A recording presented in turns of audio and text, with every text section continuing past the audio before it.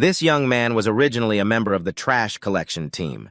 Simply put, his job was to gather the remnants left after today's conquests. While Tsuyoshi was busy cleaning a Class C cave, he stumbled upon a ring stuck on the hand of a skeleton, and he was eager to put it on. He planned to take it to Mr. Nakazato for a level check, but as soon as he slipped it onto his index finger, the ring suddenly tightened.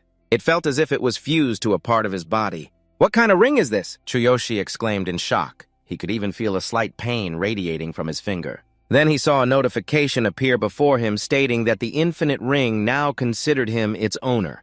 From now on, the infinite ring would not be removable or transferable. An endless pathway would soon be opened, and at the same time, Tsuyoshi heard a voice reading this notification aloud. But he was alone in the well. He truly had no idea who the owner of that voice was. Suddenly, concentric circles of eerie golden light emanated from the ring. Before Tsuyoshi could react, he was sucked into the middle of them. "Help me!" he screamed with all his might, but it was already too late. His colleagues faintly heard his voice. Clearly, Tsuyoshi was still here, but now he had vanished. However, he had always been the one to make the most of every last moment in the cave, to search so today when Tsuyoshi hadn't returned to the gathering point. They weren't surprised, and they didn't rush to look for him either. Unfortunately, they had no idea what kind of calamity Tsuyoshi was going through. He felt as if he was free-falling into an endless abyss, and when he regained consciousness, Tsuyoshi discovered that he had been captured by beastmen and was standing before their altar as one of the sinners. He was about to face divine punishment, which seemed to be related to the fierce lightning that had struck the altar earlier. This place was indeed the sacred land of the beastmen, but Tsuyoshi couldn't understand how he had fallen straight from that well to this location. On the throne positioned highest before the altar, the Beast King, the leader of the beastmen, sat there. His expression was unclear. As soon as he signaled to start, another beastman immediately stood up and declared, "My fellow tribesmen, today we will execute these 3 sinners. The first was from our own tribe, for he had sold the secrets of our territory to the despicable elves and humans." As soon as he finished speaking, a chorus of curses erupted. They condemned the traitorous beastman as despicable and deserving of divine punishment. By the Beast King's decree, all 3 sinners would face divine punishment. And that punishment was to endure execution by the divine hammer, surrounded by countless deadly lightning bolts that would crush all sins and even their bodies. The divine punishment quickly descended upon the traitorous beastman. Just by looking at his face, one could understand how excruciating this punishment was. After punishing him, the beastman continued to announce that the next to receive divine punishment was the one who fell from the despicable human world daring to invade our sacred land. For the first time in history, a human dared to trespass into the sacred land of the beastmen, a place that had been completely isolated from the outside world for thousands of years. "This is a declaration of war. Let the divine punishment fall upon the head of the human who dared to break this treaty." Tsuyoshi knew they were about to condemn him, and his body was instantly lifted, ready to become the next target of the divine hammer. Tsuyoshi cried out desperately, trying to explain that it was all just a misunderstanding and that he had accidentally wandered here. He also pleaded for their forgiveness because his sister was still in the hospital waiting for him to come home. However, the beastmen seemed to not hear a word of it. Tsuyoshi was punched in the chest by the guy holding onto his waistband, and the pain made him truly want to cry. He really didn't want to die here. He still had Karina and his dream of becoming a hero. How did everything end up like this? Tsuyoshi was forced to kneel on the altar, looking smaller and more helpless than ever. "You little insect! How dare a tiny human like you challenge the giant beastman? You will soon be turned to ashes after receiving divine punishment." And just like before, shouts and curses echoed from all sides, all aimed at Tsuyoshi. The divine punishment would come down quickly, but Tsuyoshi was determined not to die in a place like this. And so when the thunder struck the altar, he used all his strength to dodge to the side, which left the surrounding beastmen utterly astonished. He just dodged the divine punishment's lightning. This had never happened before. At that moment, Tsuyoshi managed to crawl back up and shouted, "I won't die here, you bastards!" But just as he finished speaking, the second bolt of lightning struck down. This time, without any preparation, Tsuyoshi took the full brunt of it, screaming out in pain, while the beastmen were filled with glee. "Who told you that the divine punishment only strikes once?" "It only strikes once, right?" Next up was the girl who had been below. Seeing Tsuyoshi resist sparked a glimmer of hope in her heart. But now it seemed all of that was in vain. As for Tsuyoshi, after being struck by lightning, the word pain was not enough to describe what he felt. Still, a small part of his consciousness insisted that he couldn't die here. And at that moment, The infinite ring he had picked up from the well began to glow, accompanied by a new notification.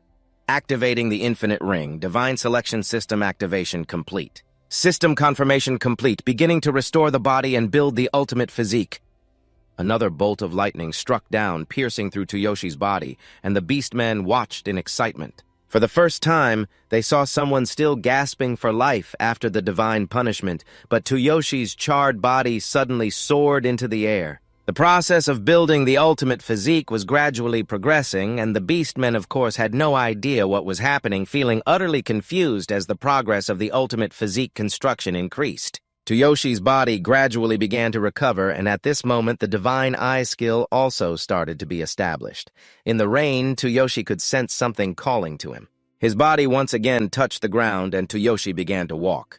To the astonishment of all the beastmen, the ultimate physique had now been built up to 60%. Two new skills, the divine consciousness and absolute regeneration, had also been established. Seeing him in this state, several beastmen, including the one overseeing the divine punishment today, began to tremble. They had never seen anyone get so close to the divine hammer. On the contrary, their beast king seemed very excited. Was he wanting to lift the divine hammer? At this moment, Tsuyoshi didn't even know what he was doing anymore. He could only hear a voice continuously calling him, urging him on, and he didn't even understand why that voice was calling him. But all of Tsushi's current actions seemed to be driven purely by instinct. Finally, the process of achieving the ultimate state had reached 100%, and he was also granted a special power called the Chosen One. Just like that, Tsuyoshi left the entire Beastman tribe in shock as he actually lifted their divine hammer. It seemed that the voice calling Tsuyoshi was emanating from the divine hammer itself. He didn't know the reason behind it, but if it was calling him, he would make the most of its power. Just like that, Tsuyoshi successfully grasped the sacred artifact of the Beastman tribe in his hands. The system sent a new notification stating that he had obtained the divine hammer and reached level 3. However, the current power level of the divine hammer was at 0% due to Tsushi's insufficient abilities. Therefore, its true power could not be revealed. This hammer also had a special effect, but it couldn't be confirmed due to a lack of skills. There was only one way. Tsuyoshi had to become stronger to unlock the ultimate potential of the divine hammer. The sight of a small human being able to touch the sacred hammer was something that all beastmen found unbelievable, because even their great beast king couldn't lift it. According to the prophecy passed down in the Beastman tribe, anyone who could lift the divine hammer would become the tribe leader. Yet now that hammer was in the hands of a human who had just received divine punishment. Tsushi's wounds had now fully healed. Facing the system screen in front of him, he was still a bit confused, not knowing how his body had become stronger. One hand held the hammer tightly. With the other hand, he was seriously examining the screen in front of him when suddenly the beastmen operating the altar rushed up behind Tsuyoshi, shouting at him. "You human don't think you can touch the divine hammer with those filthy hands?" After saying that, he charged at Tsuyoshi clearly with no good intentions. The beastmen began to cheer like a swarm of bees. That person was General Ryuga. For sure. He wouldn't let a human act so arrogantly. Please help us regain the pride of the Beastman tribe, Ryuga, with eyes blazing with hatred. Staring intently at Tsuyoshi, he said he didn't know what tricks Tsuyoshi had pulled, but the fact that he could escape divine punishment and lift the holy hammer was unacceptable. Quietly, he said, "Put the hammer back where it belongs and accept your punishment," Ryuga commanded in an extremely condescending tone. The screen displayed a notification before Tsushi's eyes stating that the passive skill Divine Eye had been activated. Its effect was to allow the owner to look up detailed information about any item or object. By simply focusing on it, the cooldown time for this skill was 0 seconds, meaning it could be used continuously. Tsuyoshi immediately used the Divine Eye to check the Beastman in front of him. Ryuga had the title of General Level 84 with the profession of Beastman Warrior wielding an A-rank great sword. Tsuyoshi felt a bit surreal as he could actually see the information about his opponent. And based on that information, he concluded that Ryuga was not an easy opponent. Seeing Tsuyoshi staring at him without any sign of fear, the Beastman spoke up. "You lowly human dare to challenge me with your gaze, you have some guts. If you want it, then I'll make sure you die quickly." As he spoke, he swung his sword up. Tsuyoshi knew he could never match a level 84 warrior, so he hurriedly spoke up. "Wait, it's just a misunderstanding." Unfortunately, these beastmen had always been rough and didn't like lengthy conversations. Before Tsuyoshi could finish his sentence, Ryuga raised his sword high. Then with a swing, he brought it down. Everyone witnessing this scene believed that Tsuyoshi was surely going to die, as Ryuga was one of the 5 great generals under the Beast King. Even if Cho fights against a beast man, he's still an incredibly strong opponent. Not to mention fighting against a tiny human. Even the beastmen down there believe that Tsuyoshi will definitely be cut in half with just one blow. The moment the blade in Ryuga's hand struck down on the altar, it shook violently, as if all of his strength was focused on that one strike. But what was even more terrifying was, Tsuyoshi was able to block it with the very divine hammer he had just acquired. This act of blocking was purely instinctive, a desperate bid for survival. Even he couldn't believe he could stop Ryuga's strike and his hand was already numb. That hammer was truly incredibly tough, and across from him, Ryuga couldn't hide his surprise when he saw Tsuyoshi boldly block his slash while still standing firm. However, he wasn't satisfied and believed that the only reason Tsuyoshi could do that was thanks to the divine hammer that saved him, so he decided to deliver another blow. Of course, Tsuyoshi still tried to explain, but the opponent refused to listen. This time, he didn't use his sword anymore, but charged in with his massive armored hand to choke Tsuyoshi's neck. He planned to throw him into the sky and finish him off with a seismic move.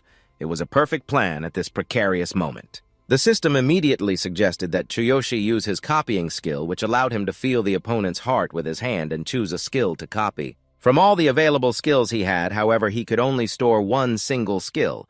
If a new skill was copied, the previous one would be replaced and disappear. Tsuyoshi was an intelligent person.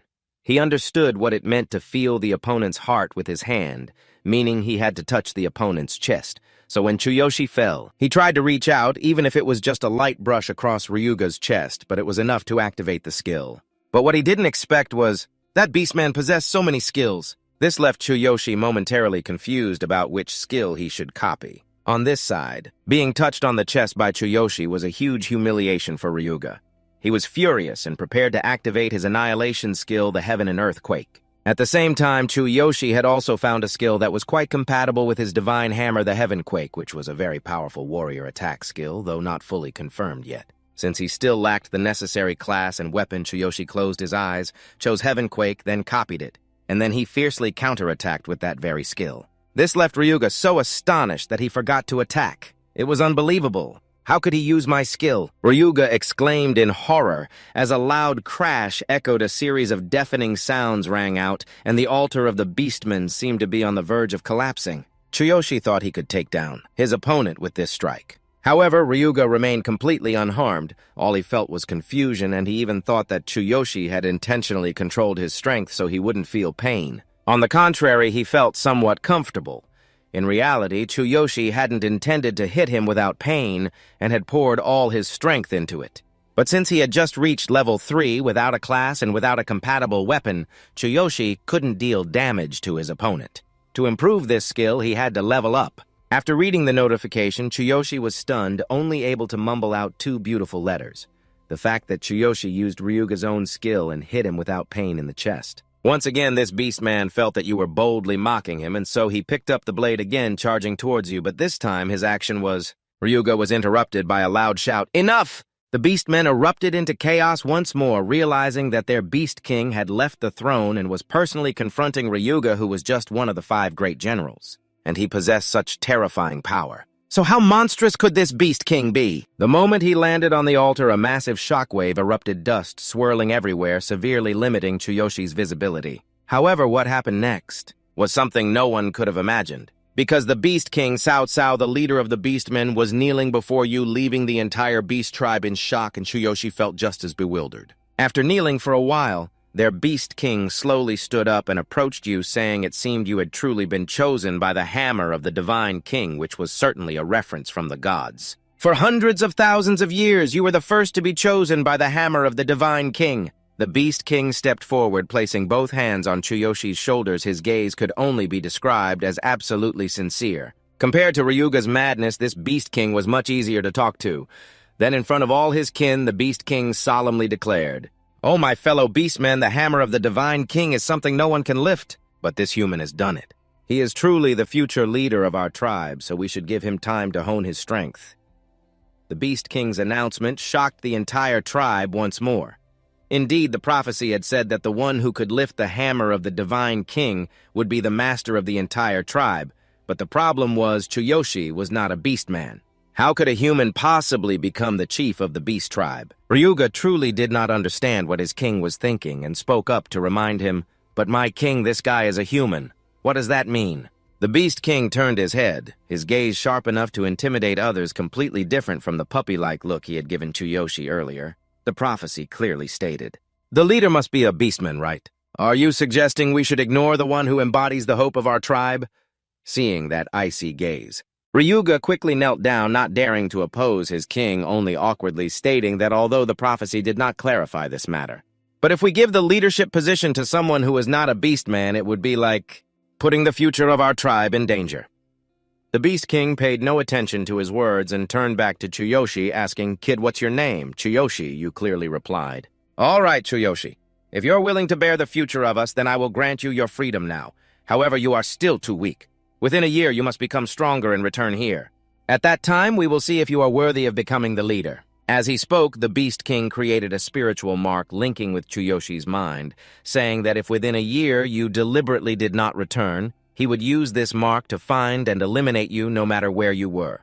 This way, the Beastmen would feel satisfied with the situation turning so rapidly. Tsuyoshi had not yet adapted when he hadn't even had the chance to respond to the Beast King, when suddenly someone in the crowd below the altar shouted loudly, "Agree, accept your freedom, and become stronger." Tsuyoshi was still trying to catch up when he hadn't even given an answer for the Beast King, and suddenly, someone in the crowd below the altar shouted loudly, "Just accept it, embrace your freedom, and become stronger." Tsuyoshi realized that the girl was supposed to receive divine punishment right behind him, but because of the commotion he caused, she was still safe until now. Feeling a bit curious, Tsuyoshi decided to use his divine sight to check the opponent, but in the title and name section of this woman, there were only 2 question marks. Tsuyoshi only knew that she was also a level 72 beast warrior, specifically a sword user. Just survive. Living is better than wasting the god's magic. This beast girl continued to speak even though she didn't know her opponent's name. But the fact that this powerful female warrior was level 72 was enough. That was already enough to surprise Tsuyoshi. And he was even more curious about why she became a sinner of her tribe. However, this girl was right. The fact that Tsuyoshi escaped death and ended up in this awkward situation was truly a miracle. He didn't have time to hesitate. First, he had to survive so he could find a way back to his world. "Thank you."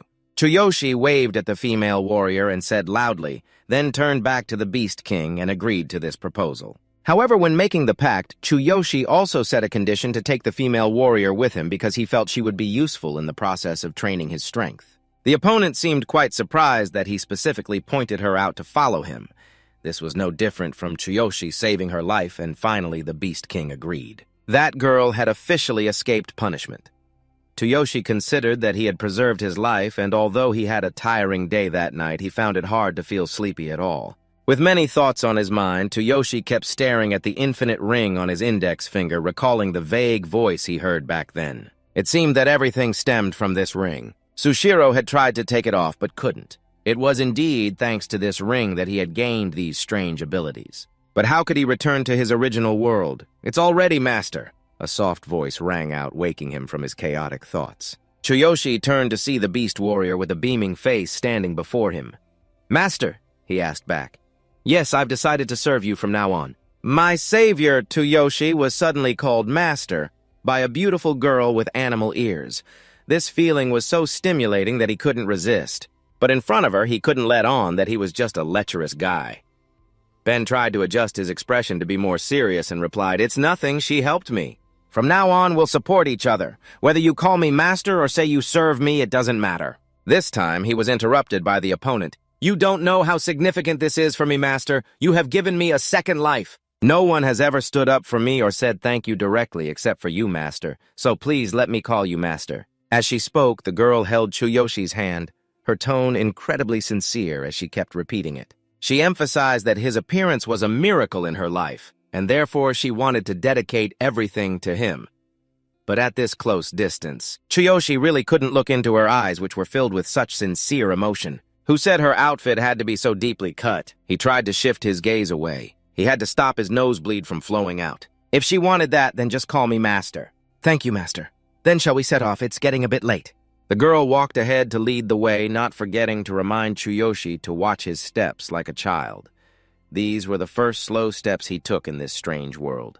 That feeling is actually pretty amazing. But this thought of enjoyment was quickly chased away by the reminder that Karina was still waiting for him, and he was still anxious about how to return to the original world. Then suddenly, the system notification appeared again, announcing that the infinite path was now available. Please note that the cooldown time is 24 hours. This infinite path made his heart race. Tsuyoshi jumped because he remembered that he had been pulled into the infinite path, which was why he was transported to this world. So in other words, if he took that path again, he could go home. Right. Without thinking too much, Tsuyoshi tried to request the infinite path to open. This feeling was incredibly familiar as he was drawn back into those concentric circles. Then he disappeared right behind that beast warrior. After struggling for a while in the distorted space tunnel, Tsuyoshi indeed returned to the bottom of the well. He checked the system and found that he still had the abilities he gained in the other world. He was still at level 3, and the God Hammer was still in the system's inventory, which also explained that. Personal stats are shared between the two worlds, but items are not. To use items from the other world, they must be placed in the holy storage first. Tsuyoshi couldn't hide his amazement. He was about to study it further when he heard someone calling him from above. "What's going on down there? Get out of the cave before it closes." Tsuyoshi was extremely surprised to see his colleagues still here. He immediately asked, "Why are you still here?" "I left a few hours ago." "What are you talking about? You've been here all along. Luckily, I came to remind you. Get out of there before this cave closes." Tsuyoshi listened to them and felt something was off. He was sure he had been in that beast world for at least 5 hours. Facing the urging words from his colleagues, Tsuyoshi temporarily had to climb up first, even though he still felt a confusing heaviness in his stomach. It seemed that while he was in the other world, time in this world had been frozen. This situation felt like something out of a sci-fi comic. So while he was returning to this world, time in the beast world must have stopped as well. Tsuyoshi increasingly felt perplexed about who the original owner of the Infinite Ring was that granted him these formidable powers. After exiting the well, Tsuyoshi suddenly remembered something and urgently asked his colleague, "Oh, right, my old friend. The next awakening test is tomorrow, right?" The motivation that always urged Tsuyoshi to become a true hero stemmed from the pain and loss he had experienced. That day in the pouring rain, the monster devoured the entire city. Little Tsuyoshi carried Karina on his back, running for his life while her legs had gone numb. But the more painful thing was that their parents hadn't escaped in time. At that moment, Tsuyoshi had to face a very difficult choice to leave them behind and continue running, or to go back but risk losing their lives together. Just when he couldn't make a choice, the neighbor Nakazato reached out to embrace the two children. "Tsuyoshi, keep running. If you stop, you'll lose your life. Don't look back, or both you and Karina will be swallowed by the darkness. Stay calm.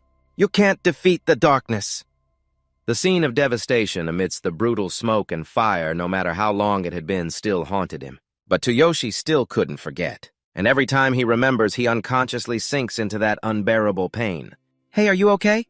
Karina's gentle voice echoed in his ears, reminding Tsuyoshi that he was currently in the hospital and was really planning to retake the awakening test tomorrow. "Are you all right? You just got back from work today." Regardless of her tone or expression, Karina couldn't hide her worry. Even the nurses had to praise her for always being thoughtful and caring for others. "Are you okay? What about you, Karina? Does your leg still hurt?" Tsuyoshi asked back as the nurse was giving her an injection. Karina said she was fine, but her body still trembled in fear of the needle even though she couldn't stand anymore and the pain was still there. It seemed like she had gradually accepted it as a part of her life. It was just seeing his little sister suffer like this. Tsuyoshi really couldn't bear it. He tried to activate his divine eye to check Karina's injuries. Her legs were hurt from being trapped under a collapsed building earlier. He knew well that 98% of her nerve cells had died, and her current condition included periodic neuropathic pain with no chance of natural recovery. The probability of walking without assistance was just 1%.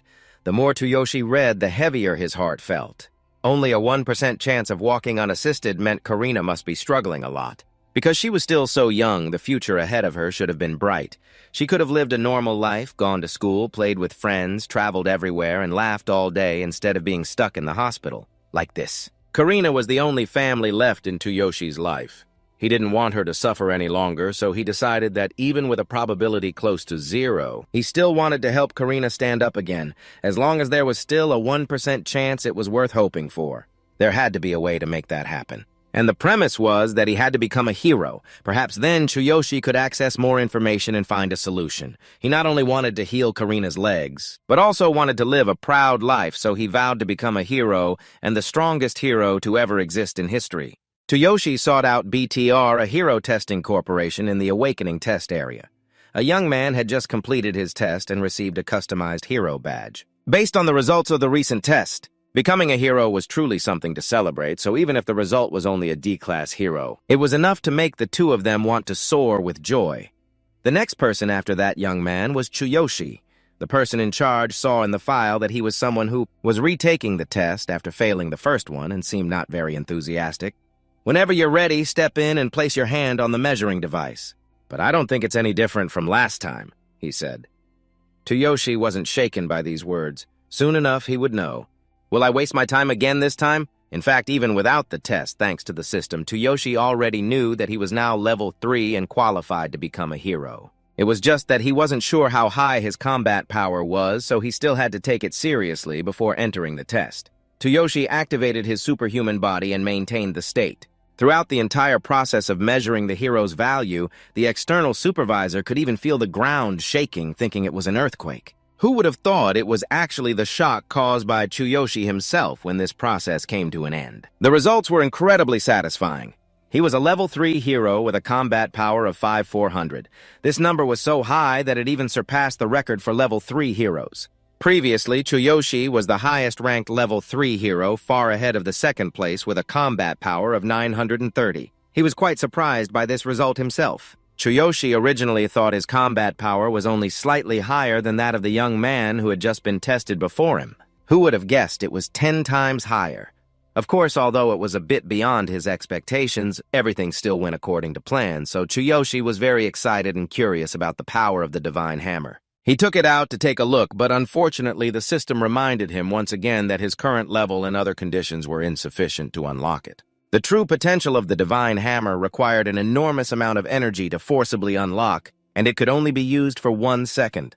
But 1 second was enough for the machine to measure his combat power, and Tsuyoshi was very eager to know how much his combat power could increase if he had the Divine Hammer in hand. So he tried once more, this time putting all his effort into unleashing the power of the Divine Hammer, and the release process was successful. Tsuyoshi felt as if all his energy was drained in an instant. This feeling was quite uncomfortable. He just wanted the machine to finish measuring quickly. However, holding the hammer while measuring his combat power caused a shock far beyond Tsuyoshi's expectations, and a purple dragon seemed to appear in the night sky above the city, continuously twisting. And alongside this phenomenon, the entire city shook, not just the corporate building. The machine signaled that the energy was overloaded and could not measure Tsuyoshi's combat power. Then the electricity around suddenly went out, and an emergency announcement was quickly broadcast throughout the building. Due to the power outage, the test had to be suspended. Evacuate immediately. The supervisor hurried into the testing room to warn Tsuyoshi, who was now completely drained of energy. He was so exhausted that he looked like nothing but skin and bones, making it hard for the supervisor to recognize him.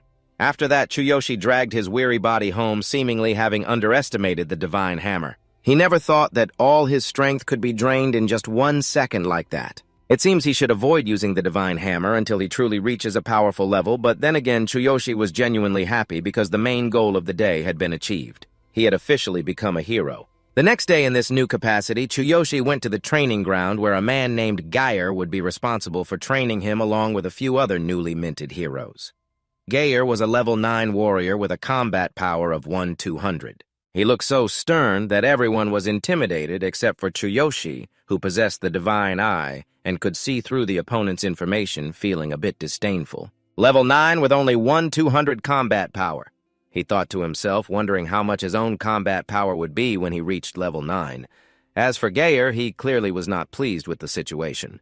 Being forced to train rookies bored him to the point where he would rather explore a level D dungeon than do this mundane task. All of you will enter the level D dungeon tomorrow.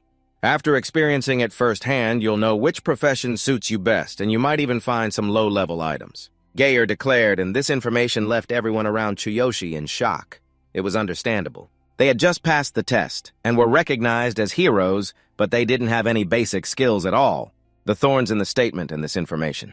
had left everyone around Tsuyoshi in shock, and honestly, who could blame them? They had just passed the test and were recognized as heroes, but they didn't have any basic skills at all. But don't even get me started on the combat experience. They should have had basic physical training a week prior, yet Gayer completely skipped that step, and throwing them into a D-class dungeon for basic physical training.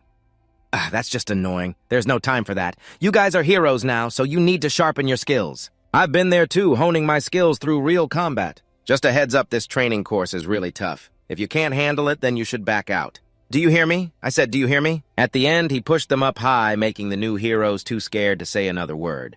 Tsuyoshi found this man even more irritating, because he's just venting his anger. It seems like heroes are just human too, so having a few bad apples like this is hard to avoid. But Tsuyoshi was still in a good mood because he thought about the level 72 beast woman waiting for him once the cooldown of the infinite path was over. He would immediately use it to return to the Beastman world with her that night. Tsuyoshi went home. The news on TV was reporting about a recent earthquake that affected some areas in the city.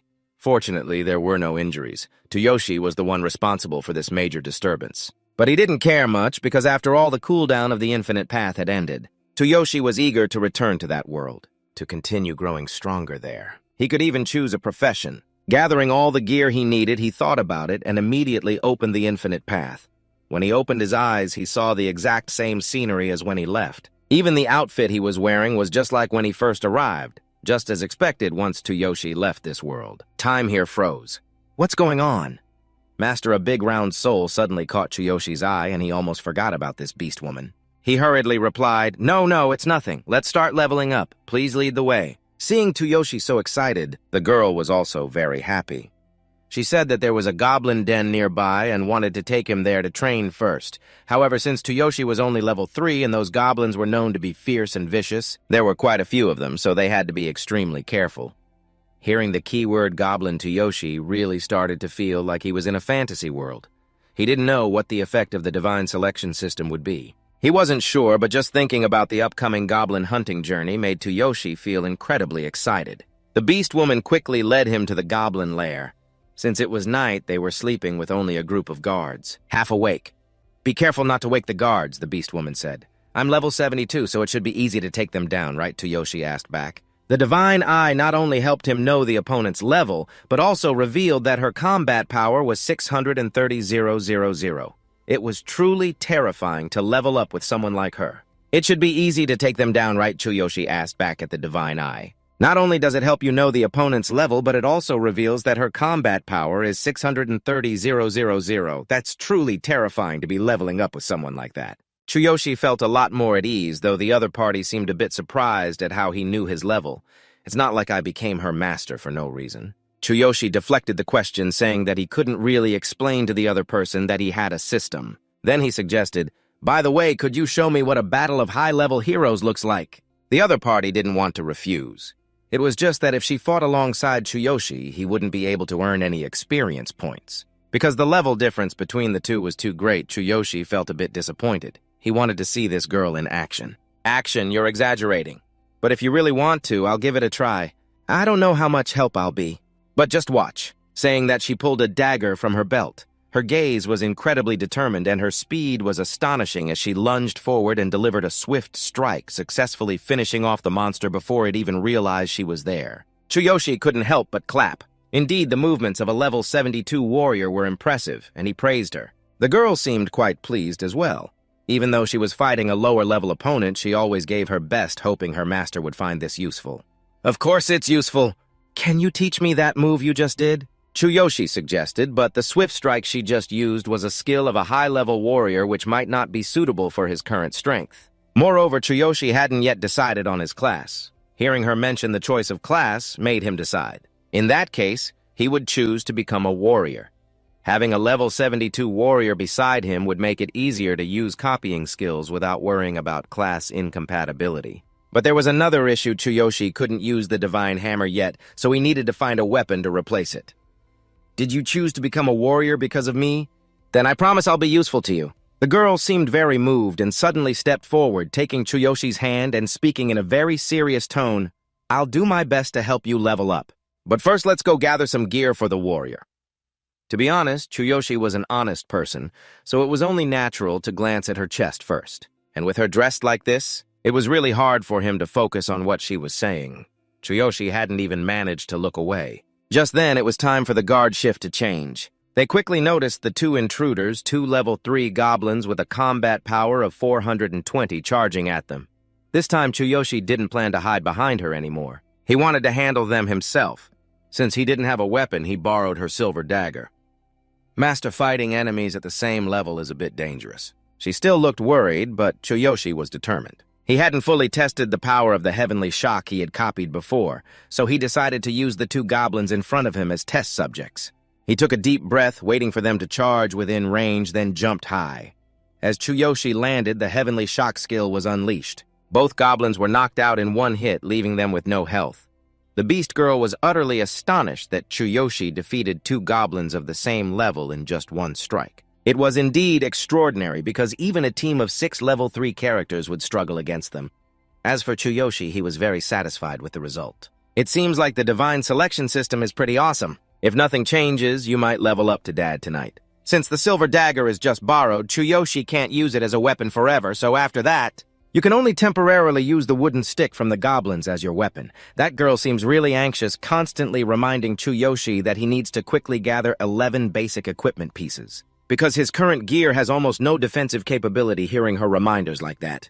Tsuyoshi became aware of reviewing his current equipment, and indeed its defense value is currently 0. Truly, without proper equipment, he can't withstand any attacks. He not only needs a weapon, but also a full set of armor. By the way, earlier, Tsuyoshi had also researched a bit about the Holy Storage. It's a space that exists in consciousness and isn't affected by the real world. Right now, the Holy Storage has 2 slots, equivalent to the ability to store 2 items. The interesting thing about it is, the items stored in here can be used in both worlds. Currently, the God King's hammer has already occupied 1 storage slot, so Tsuyoshi only has 1 slot left. But the system also said this can be developed. Therefore, when he levels up, the number of slots in the Holy Storage will likely expand, even though he knows that. Having only 1 empty slot is really inconvenient when Tsuyoshi can't get rid of the God King's hammer. Moreover, in both worlds, a full set of equipment is divided into 5 parts. Just looking at that girl, you can tell those 5 parts are the head, arms, torso, thighs, and legs. Tsuyoshi just wants to use her body as an example for what a full set of equipment consists of. But I must say the charm of that beast-eared girl is truly irresistible. Tsuyoshi couldn't help but drool, wondering if there are any other races in this world besides beastmen like her. "What's wrong, Master? Is there something on my face?" the other person asked curiously. "It's nothing. I was just checking if you could keep up with me," Tsuyoshi replied, shyly scratching his head. While he was busy grinning like a fool, danger suddenly approached from behind. That girl quickly shouted for Tsuyoshi to be careful, but at this speed he probably couldn't dodge it. So she had to draw her knife and rush in. The attackers were 3 level 4 goblins. It seems that the deeper they go, the stronger and fiercer the goblins become. But that also means the experience points gained will increase significantly. Therefore, Tsuyoshi rushed forward because he was afraid that if he let that beast girl take action, he wouldn't get any experience points. Just a little experience point lost would be a shame. Seeing that Tsuyoshi was only level 3 and was planning to solo 3 enemies at once made them unable to hold back their laughter. They mocked him, calling him a reckless fool. However, they were the ones who would pay the price for underestimating a low-level hero like him. And so, with just a wooden stick in hand, Tsukushiro successfully took down those 3 level 4 goblins. The wooden stick was broken, and he continued to pick up another one and ventured deeper, witnessing the scene just now. They look down on you, calling you a reckless fool, but in reality, they are the ones who will pay the price for underestimating a low-level hero like you, and with just a wooden stick in hand, Tsukushiro successfully took down those 3 level 4 goblins. The wooden stick was broken, so he picked up another one and ventured deeper, witnessing the scene from earlier. The Beast Girl was incredibly happy because more than anyone else, she sensed the tremendous potential of Goblin's wooden staff, which was just a piece of junk, yet in his hands it created such explosive effects. Moreover, defeating 3 enemies at once with a single strike was something very few could achieve at this level. She felt she had chosen the right master. The 2 of them continued to venture deeper inside. The further they went, the more goblins appeared, and their levels increased as well. But the explosive power of Tsuyoshi made their numbers insignificant throughout this process. The sheer number of them no longer mattered. The Beast Girl didn't have to lift a finger. She just stood by, cheering him on. It's just that while Tsuyoshi skills were impressive, this weapon was indeed falling apart. He had already switched to the sixth one. Currently, his experience points stood at 1,230 out of 3,000. Tsuyoshi didn't expect the experience rewards in this world to be so generous. He was even becoming stronger than he had anticipated. While cleaning up, he often heard heroes complain that experience from level 3 and 4 juniors barely reached 10 points. So without continuously diving into dungeons, leveling up would be a distant dream in his original world. The Hero Association required teams to enter dungeons, which meant experience points were shared, making leveling up even less effective. But in this world, Tsuyoshi could freely collect all the experience points, plus the monsters here dropped way more experience. This made Tsuyoshi extremely excited. So far, he had completed 2/3 of the journey to level 4. At this rate, he would soon charge straight to the boss. And indeed, that moment came quickly as Tsuyoshi and his alluring beast girl stood before the boss's lair. Just seeing the silhouette of the goblin boss made him feel a chill run down his spine. It seemed like it wouldn't be an easy target like the leveled ones he had just defeated. It was unfortunate that this boss had been consumed by darkness. The girl murmured about the darkness, which sent a shiver down Tsuyoshi's spine. Was there darkness in this world too, just like the darkness lurking in caves in his original world? A question immediately popped into his mind. Could they be the same entity? The goblin looked just like the one that had taken his parents' lives. Could they be the same one? Just thinking about it made Tsuyoshi so angry that his hands trembled involuntarily while the girl next to him didn't notice and continued to chatter about how enemies possessed by darkness would become incredibly powerful. This boss, although only level 6, would see its power exponentially increase when consumed by darkness. Darkness not only had terrifying strength, but its very existence was shrouded in mystery. Therefore, I will handle this boss myself, Tsuyoshi declared, boldly cutting her off. He knew it was dangerous, but just thinking about the entity standing before him now could very well be the one that killed his parents and ruined Karina's life, made him furious. He didn't know what connection they had to the worlds, but he wanted to end them with his own hands. Whether now or in the future, without waiting for her to respond, Tsuyoshi dashed out from his hiding spot, quickly using a surprise attack with his celestial strike. He didn't know what connection they had with the worlds, but he wanted to end them with his own hands. Whether now or in the future, without waiting for that girl to respond, Tsuyoshi dashed out from his hiding place quickly, using the heavenly strike as a surprise attack. With the hope of finishing it off in just one blow, all of Tsuyoshi's hatred was concentrated into this strike. But unfortunately, it only caused the opponent to lose about 25% of its health. After that, Tsuyoshi was thrown back by the Dark Goblin. Its strength was indeed much greater than he had imagined, and he landed face first with a heavy impact. His whole body was in pain, blood continuously oozing from the corner of his mouth, and then the monster opened its mouth, a long, bright red tongue darting out. Seeing that the beast girl couldn't help but stare in shock. She rushed forward like an arrow, the master of the weapon, but Tsuyoshi didn't expect her to save him. The boss wanted to kill Tsuyoshi, but just thinking about the fact that it was the one who took his parents away and made Karina wheelchair-bound for life was enough for him to refuse to let it take his life. His weapon had been knocked away, but that didn't mean Tsuyoshi would give up.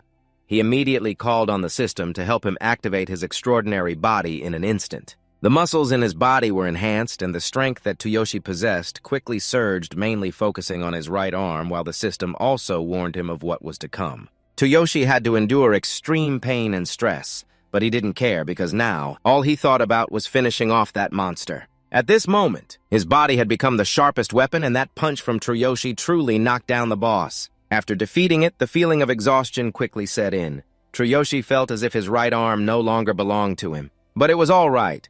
He had earned 1,000 experience points to level up and achieve the first step of the accomplishment he had always desired, which was to eliminate all the dark creatures in this world. Looking at his somewhat battered arm, Tsuyoshi's beast ears couldn't hide their worry. The system had to alert him that his right arm was severely injured. If he didn't get treatment quickly, it would become necrotic. His body was now shaking violently from the pain. Attention, you can freely adjust your body parts and enhance the strongest body. But since you focused all your strength on your right arm, you couldn't bear the energy load anymore. The system sent a new notification. But at this point, Tsuyoshi was in so much pain that he fainted. The beast girl hurriedly caught him, then laid Tsuyoshi on her lap and took out medicine from her bag to treat him for about an hour. Finally, he felt a bit better. Tsuyoshi realized that although the recovery speed here was slower than in his original world, the effectiveness was extremely good. Perhaps the medicine of this world has a longer history. Now he could move his right arm smoothly, even feeling stronger and healthier than before. Since the medicine worked well, the Beast Girl was also very happy. After seeing that Tsuyoshi was okay, she urged him to quickly claim his reward since the boss had been defeated. If she hadn't reminded him, Tsuyoshi would have almost forgotten about the reward he had risked his life to obtain. In addition, because Tsuyoshi defeated the boss in the shortest time, he received an additional reward. This type of reward was upgraded from a partial reward to a full reward. Looking at the dark treasure in front of him, the Beast Girl's eyes immediately lit up. It was no wonder dark equipment was extremely rare here. They were items that were even rarely found at auctions. All the effort this time was just to exchange for that reward. So when he touched the treasure, Tsuyoshi felt incredibly happy. He opened the lid and a blinding light burst forth, but before he could see what was inside, Tsuyoshi slammed it shut, realizing that he only had one item slot left in his divine storage. I wonder if the whole outfit counts as a single item, since putting it in the storage would only take up one slot. He pondered that to himself. Because if there's no more space left, that would be a headache. Luckily, it's a complete set of gear. It counts as one slot, and so the Dark Goblin outfit was added to his divine storage, allowing Tsuyoshi to take it out whenever he wanted. This feeling was like hitting the jackpot. Tsuyoshi couldn't stop smiling. "Why are you smiling so much, Master?" the Beast Girl asked curiously. "Oh, it's nothing. I'm just admiring my full set of rewards," he replied, scratching his head. Then he asked, "By the way, do you know how to sew?" The other person immediately smiled brightly and nodded, saying that all her clothes from childhood to now were made by her, and she even had a sewing kit with her. Not long after that, Tsuyoshi had a brand new tank top that fit him perfectly, much better than the work outfit he had been wearing since he first arrived here. Everything was progressing well. With Tsuyoshi leveling up and having enough gear, it was time for him to return to his original world. So he told the girl that they should rest for the night to recover, and after she fell asleep, he quietly opened the infinite path back to Earth.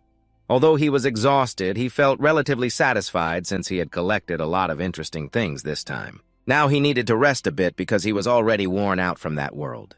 The next day was the first time Tsuyoshi entered a cave in his original world before leaving. He equipped the Dark Goblin outfit, which granted him a special skill called Tentacle Roar. When activated, this skill would cause all low-level enemies within hearing range to freeze in place, while the user's hands transformed into gigantic dark tentacles. Dealing lethal damage, Tsuyoshi couldn't help but exclaim that this outfit was truly amazing, especially with the special skill. It seemed like things were about to get exciting. However, there was one issue that concerned him. This outfit looked too flashy, and he was sure he would get into trouble if he wore it outside, since other heroes would notice. Tsuyoshi had heard that many heroes wouldn't hesitate to kill just to steal gear, and a rookie like him wearing this would definitely be in their sights. While feeling discouraged, he scrolled through the status bar to check the details of the outfit, and then discovered something wonderful. This gear had a stealth effect. It helped conceal the gear and turned it into a regular outfit. Tsuyoshi had no reason not to activate this effect. He pressed Z and the entire goblin outfit vanished. But in reality, its effects remained intact. Now the most challenging problem had been solved, and with a few minutes left before the meeting, Tsuyoshi planned to go buy some bread. Suddenly, his phone in his pocket vibrated. As he answered, the person on the other end panicked and said repeatedly, "Is this Karina's brother? I'm the head nurse at the hospital." A scary group of people just arrived at the hospital and are demanding to take Karina away. They say she owes money. Please come here right away. Upon hearing this, Tsuyoshi's face changed dramatically. The money borrowing was true because he had no other choice for his sister to stay in the hospital. He just didn't understand why those people suddenly came to demand to take her away. While he was still paying off the debt weekly, as agreed, Tsuyoshi didn't have time to think much and instructed the head nurse not to let anyone touch Karina. "Grab the girl." While he was still paying off the weekly dues as agreed, Tsuyoshi didn't have time to think much and instructed the head nurse not to let anyone touch Karina. But on the phone, it seemed like a complete mess, and then the call got cut off. Tsuyoshi was so furious that he crushed the phone in his hand. He couldn't even think about the first training session in the cave today. With the skills he had, Tsuyoshi rushed straight to the hospital. There, Karina was struggling immensely. She was both pleading and crying, begging these people not to touch her, but of course it was all in vain. "What do you want from me?" Karina asked helplessly through her tears. "You have no idea, but we have our reasons for taking you away. Your brother borrowed money and didn't pay it back on time, so I'm going to take you as per our agreement," said a guy covered in gold, his face already showing he was a thug. He presented the debt paper right in front of poor Karina. In fact, from the very beginning when he lent money to Tsuyoshi, he had no good intentions. The only reason he agreed was that his rich kid really liked her. Even though Karina's legs were paralyzed, it didn't affect her beauty at all. In fact, her inability to walk only pleased those rich guys even more, and Karina would definitely bring in a lot of money on the black market when this scumbag made a contract. He had also set a trap for Tsuyoshi, but it seemed that Tsuyoshi was too desperate to realize it, and Karina was just a kid after all, so he could control her however he wanted. My brother would never sign a contract like that. You guys tricked him. Karina struggled, but even if she found out about it, so what? These bastards were still ready to twist the truth to achieve their wicked goals. The guy said that Tsuyoshi's weekly payments weren't even enough to cover the interest, so he would never be able to pay off the principal. To put it bluntly, this debt would never be settled, so they were just taking Karina according to the agreement. As he spoke, he squeezed Karina's chin tightly and threatened her directly, saying that if she cooperated, they would treat her gently, but if she refused, she shouldn't blame them for being ruthless. Got it. Looking at his wicked smile, Karina truly felt despair. However, just then, the hospital room door was burst open by someone and Tsuyoshi appeared outside the door. With a face clearly showing his anger, he growled each word. You better be ready. Tsuyoshi opened the hospital room door in fury, bending it to the point that it was unrecognizable. Standing in front of the loan sharks, Takashi at that moment was at Level 4 warrior class equipped with a dark link suit, special skill, tentacle roar weapon. None skill, no skill experience, not over 6000. When Takashi saw that it was Tsuyoshi, he turned to look at his sister Karina, who was sitting in a wheelchair. Upon seeing her brother, she instinctively exclaimed, "Brother!" Takashi stood there with his hands in his pockets glancing at him, then said, "Finally decided to show up, huh?" He turned around to stand in front of Tsuyoshi and boldly said, "Why do you look so angry? Isn't this what we agreed on? After all, you don't need a crippled sister like her." As soon as Takashi finished speaking, Tsuyoshi lunged at him and punched him. One punch from Tsuyoshi not only broke his glasses, but also knocked out a tooth. Takashi could only manage to utter one word, right. Tsuyoshi punched him again, and this time Takashi fell backwards, spinning 360 degrees. Tsuyoshi's body was covered in veins from anger, and his eyes glowed with a red light. The system then displayed a notification to him, the strongest part of the body-leg enhancement, and increased movement speed. After spinning around, Takashi knocked over a pile of items in the hospital room. Then he fell down. Two bodyguards following him, one ran over to check if Takashi was okay. While shaking him, he called out, "Boss!" The bald guy, the other one, rushed toward Tsuyoshi, cursing at him, "You little brat!" The bald guy charged at Tsuyoshi, yelling loudly while raising his fist to strike. The bald guy's punch came at him, but Tsuyoshi ducked to avoid it. The next second, you put all your strength into your arm to counter the punch, but his arm got injured and he cried out in pain. Taiga clutched his injured arm. Sitting on the ground, Isuki was already helping Takashi to stand up. Takashi, with a furious expression, reached into his shirt and pulled something out. Gritting his teeth, he spat out each word, "No one has dared to challenge me before." He pulled out a gun, aimed it straight at Tsuyoshi, and said, "You dare to challenge the Green Snake Gang. You're the first one." After Takashi spoke, he fired the gun, shouting loudly, "Die, Karina!" The girl saw the bullet flying towards her brother and panicked, her eyes welling up with tears, her voice trembling. The bullet was flying towards him, but Tsuyoshi didn't dodge. He kept his head down in silence, using his bare hands to catch the bullet. Karina saw her brother become so strong like that. In an instant, she held on to Takashi and his two henchmen, who were also wide-eyed in shock at the scene. Izuki, who was supporting Takashi, spoke up. "He just caught the bullet with his bare hands!" Taiga chimed in, unable to believe it.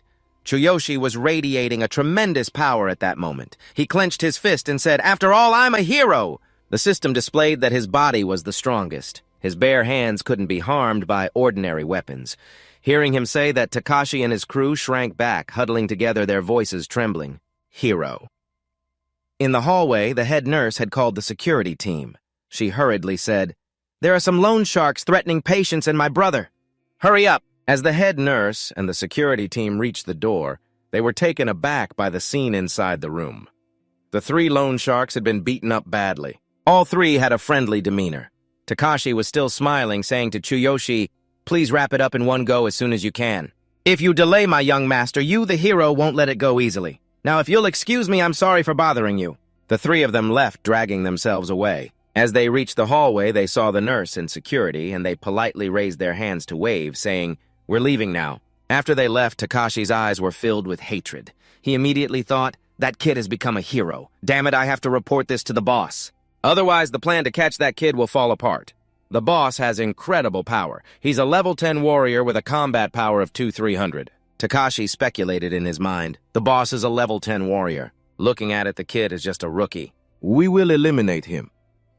In the hospital room, Karina sat in a wheelchair looking at her brother and speaking up. They have left, and Tsuyoshi was tidying up the room. He held a towel in his hand and softly said, "I'm sorry for not being able to visit you often." He sat down next to the wheelchair and continued. They have a scheme. If we don't pay them soon, the Green Snake Gang will come back.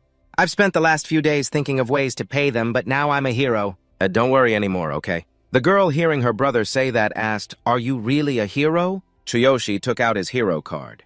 His sister's eyes widened in admiration as he said to Karina, "But I'm just an apprentice for now. I will officially be a hero once I enter the dungeon today." After leaving the hospital, Tsuyoshi was alone, pondering that he had borrowed 60,000 from the Green Snake Gang to treat Karina. If he slowly earns money in this world, it would take a very long time. Even if he becomes an official hero, the only solution is to sell all his hero equipment on this long, cold road. Tonight will come to an end. I'm finally an official hero now. Transitioning to a forest scene, the group of heroes is gathered here ready to enter the Thorny Dungeon. The Thorny Warrior at level 9 with a combat power of 1,200 stands in front of the teleport gate asking if everyone is ready. He crosses his arms and declares that today, you all will be tested on your skills to see if you're worthy of becoming official heroes. There are a few important rules. You must surrender all the hero gear you find in the cave. The crowd around him listens intently. They all respond in unison while Tsuyoshi stands quietly in a corner pondering if he's heard this before. It seems the Hero Association is turning a blind eye to this. Surely there's not much in this low-level cave. Gao, still standing above, raises a hand to encourage the heroes, assuring them that the test will be easy. As long as you follow my instructions, passing the test will be a breeze. He raises a finger and boldly continues to become an official hero. Each person must pay me 20,000 yen. The Thorny Warrior stands with his hands behind his back, loudly reminding everyone to be clear on this. The crowd below hurriedly reaches into their pockets, starting to gather the money, responding, yes. Tsuyoshi hears him lay down such unreasonable rules. Unhappy, he raises his hand to ask, "Why do we have to pay you extra? Didn't you already take all the gear from the cave? That means we won't have any money left." A kind young man wearing glasses behind him chimes in, reminding Tsuyoshi not to go against what he said. A member of the Wolf Guild hearing this notices Tsuyoshi being reminded like that. In an instant, he understands, thinking that he has backing. No wonder he's so brazenly asking for money. But even if I have to die, I won't give money to a bully like him. Everyone at this moment steps aside as Gayer stands tall in front of Tsuyoshi, raising his voice. "Because that's my rule," he says with a mocking tone, looking at Tsuyoshi with a sneer. "If you can't come up with 20,000 yen, then just sign up for the solo test." He says this outwardly, but internally thinks, "Can't you understand such simple logic? What a fool. I don't care about you anymore," he hears Gayer say that. The crowd below starts to murmur about the solo test, saying, "No apprentice has ever passed it. Even the strongest heroes wouldn't enter the cave alone." "You idiot, you'll face the wrath of the examiner just for 20,000 yen. Tsuyoshi pays no mind to the chatter around him, raises both hands, shrugs, and replies, "So I can register for the solo test? That's convenient." Hearing Tsuyoshi's response, Gayer and everyone else are a bit incredulous that he would do that. At this moment in the forest, someone speaks up asking, "Are you serious?" Tsuyoshi is warming up, preparing for the test, while the person next to him is still rambling. "You must be mistaken. Let me check again, it's Ryota." He looks at the tablet, confirming once more, unable to believe it. No one has ever passed that test. Not a single person, even for the sea-level cave test of the Hero Association, but for an apprentice, it's like a self-destruct mission. Tsuyoshi is still warming up, casually responding, "Thanks for the advice, you're not wrong. Please let me go." After finishing his warm-up, Tsuyoshi quickly steps into the teleport gate, not forgetting to tell Ryota, "I'm heading in now." He holds the tablet in his hand, watching Tsuyoshi go in alone, trembling in disbelief. It was crazy after you stepped through the teleport gate and arrived on the other side. The system immediately displayed a confirmation message for the trainee test, confirming Tsukishiro's registration for the single test of Cave-type Forest Level C, recommending participation. 5 or more people with an average combat power of 600 or more. Tsuyoshi stood in front of the vast forest, observing while mumbling to himself that he had only seen caves before. After the hero cleared out the dark creatures, this was the original appearance of a cave. Suddenly, a red dot flashed before Tsuyoshi eyes, and he quickly realized a monster jumped out holding a wooden stick. It swung the stick at him, but unexpectedly the stick broke in half. Tsuyoshi turned around feeling a surge of power as the system displayed his level. Level 4 warrior class equipped with dark creature gear, special skill, tentacle roar, no weapon, no skill copied, heavenly shock combat value, 6400. His eyes lit up with anger as he said, "That kind of surprise attack won't hurt me, experience not over 6000. He looked at the monster before him. Instantly, he knew the information level 3 dark goblin with a combat power of 640. Tsuyoshi wasted no words as he yanked the stick from the goblin's hand, leaving it stunned. After grabbing the stick, he used it to hit the monster, not forgetting to say, "This dark goblin is pretty strong." His power erupted, enveloping his entire body, and his eyes sparkled with light. Tsuyoshi thought, "But compared to my combat power of 6400, you're just a mosquito." After easily taking down the first goblin, he dusted off his hands and mumbled, "I knew it! The experience from enemies in the real world isn't even half of what it is here." No wonder the heroes are so slow to progress. The system displayed experience 20 out of 6000. Tsuyoshi then coldly said, "Stop hiding and come at me all at once." As soon as he finished speaking, a group of goblins, big and small, hiding around, jumped out. Tsuyoshi began to use his armor, slowly covering himself, thinking this was the perfect moment. Once the armor was complete, Tsuyoshi tilted his head back and shouted loudly as the goblins charged in, wanting to tear him apart, but he used the tentacle roar skill from his armor. Inflicting injuries while crazily eliminating the goblins, he shouted, "Come on, all of you!" Outside the teleport gate, Ryota was still intently observing on his tablet. He pushed up his glasses and said, "It's been almost an hour. If you've persisted for this long, that's more than enough." He continued talking to himself. "Aren't you afraid at all no rookie would normally take a single test? The association will soon eliminate this test. Just a few more minutes. This young rookie's performance will be recorded." He looked up at the teleport gate and exclaimed, "The results of the single test are in." Tsuyoshi Tsukishiro passed. Tsuyoshi stepped out from inside his body covered in mud, and the system simultaneously displayed level 4 warrior class equipped with dark creature gear. Special skill tentacle roar, no weapon, no skill copied, heavenly shock, combat power 6400. Tsuyoshi raised his hand to his neck, shyly asking Ryota, "Excuse me, is there anywhere nearby to wash my face?" The system showed experience 960 out of 6000. From another side of the teleport gate, the spikes, along with other heroes, had also come out. He walked ahead constantly, shouting loudly, "If I weren't here, you all would have been dead long ago. You can't even support an attack and still become a hero. 20000 is too cheap." His system also displayed his level at 9 combat power 1200 warrior class. The people following him looked dejected, whispering to each other, "Didn't the teacher tell us not to interfere? You also rejected my offer. Supporting with healing magic, and now you're not satisfied with 20000. Moreover, this is the first time in a cave, and there was hardly any explanation. Supporting with healing magic, he was now dissatisfied with 20000, and this was his first time in a cave with almost no explanation. It's outrageous to take your anger out on me. Lower your voice. What's wrong? You've already passed. Gao noticed that the others seemed dissatisfied, so he turned his head to warn them, reminding them that at his level he should have been charged 40000. I'm already being generous by charging only 20000. Saying that, he turned away. At that moment, a call came in, and he immediately pressed the device on his ear to answer, "I'm listening. Hero Test Center. I'm busy, get straight to the point." After hearing, he immediately widened his eyes, his face contorted in disbelief, exclaiming, "What, that guy? Passed the solo test." Ridiculous Tsuyoshi was washing his hands when a voice rang out asking him, "How did you pass the solo test? Answer me now." The thorny man stood not far away, arms crossed, continuing, "I've looked into it. But you're just a level 4 rookie." Tsuyoshi was still bowing his head, wiping his face, not paying attention. Gao saw that he didn't respond and continued, "You used a high-grade item, didn't you? No rookie has ever passed the solo test before." After cleaning off the mud, Tsuyoshi replied calmly, "Just because no one has done it before doesn't mean it's impossible." "Maybe it was because you were charged 20000, Gao said as he heard him. He lunged forward, grabbing Tsuyoshi by the collar, angrily shouting, "You're mocking me. Answer before you regret it. I'm a member of the Lazy Wolf Club." Tsuyoshi remained still, staring directly into his eyes without any hesitation despite the level 9 and combat power of 1200. He didn't look like someone from a formidable gang at all. Being insulted like that only made him angrier. He raised his fist, threatening Tsuyoshi, "Who do you think you are to disrespect me?" Tsuyoshi immediately reacted. Using his own hand, he caught the powerful fist, gripping the man's hand tightly, his voice cold.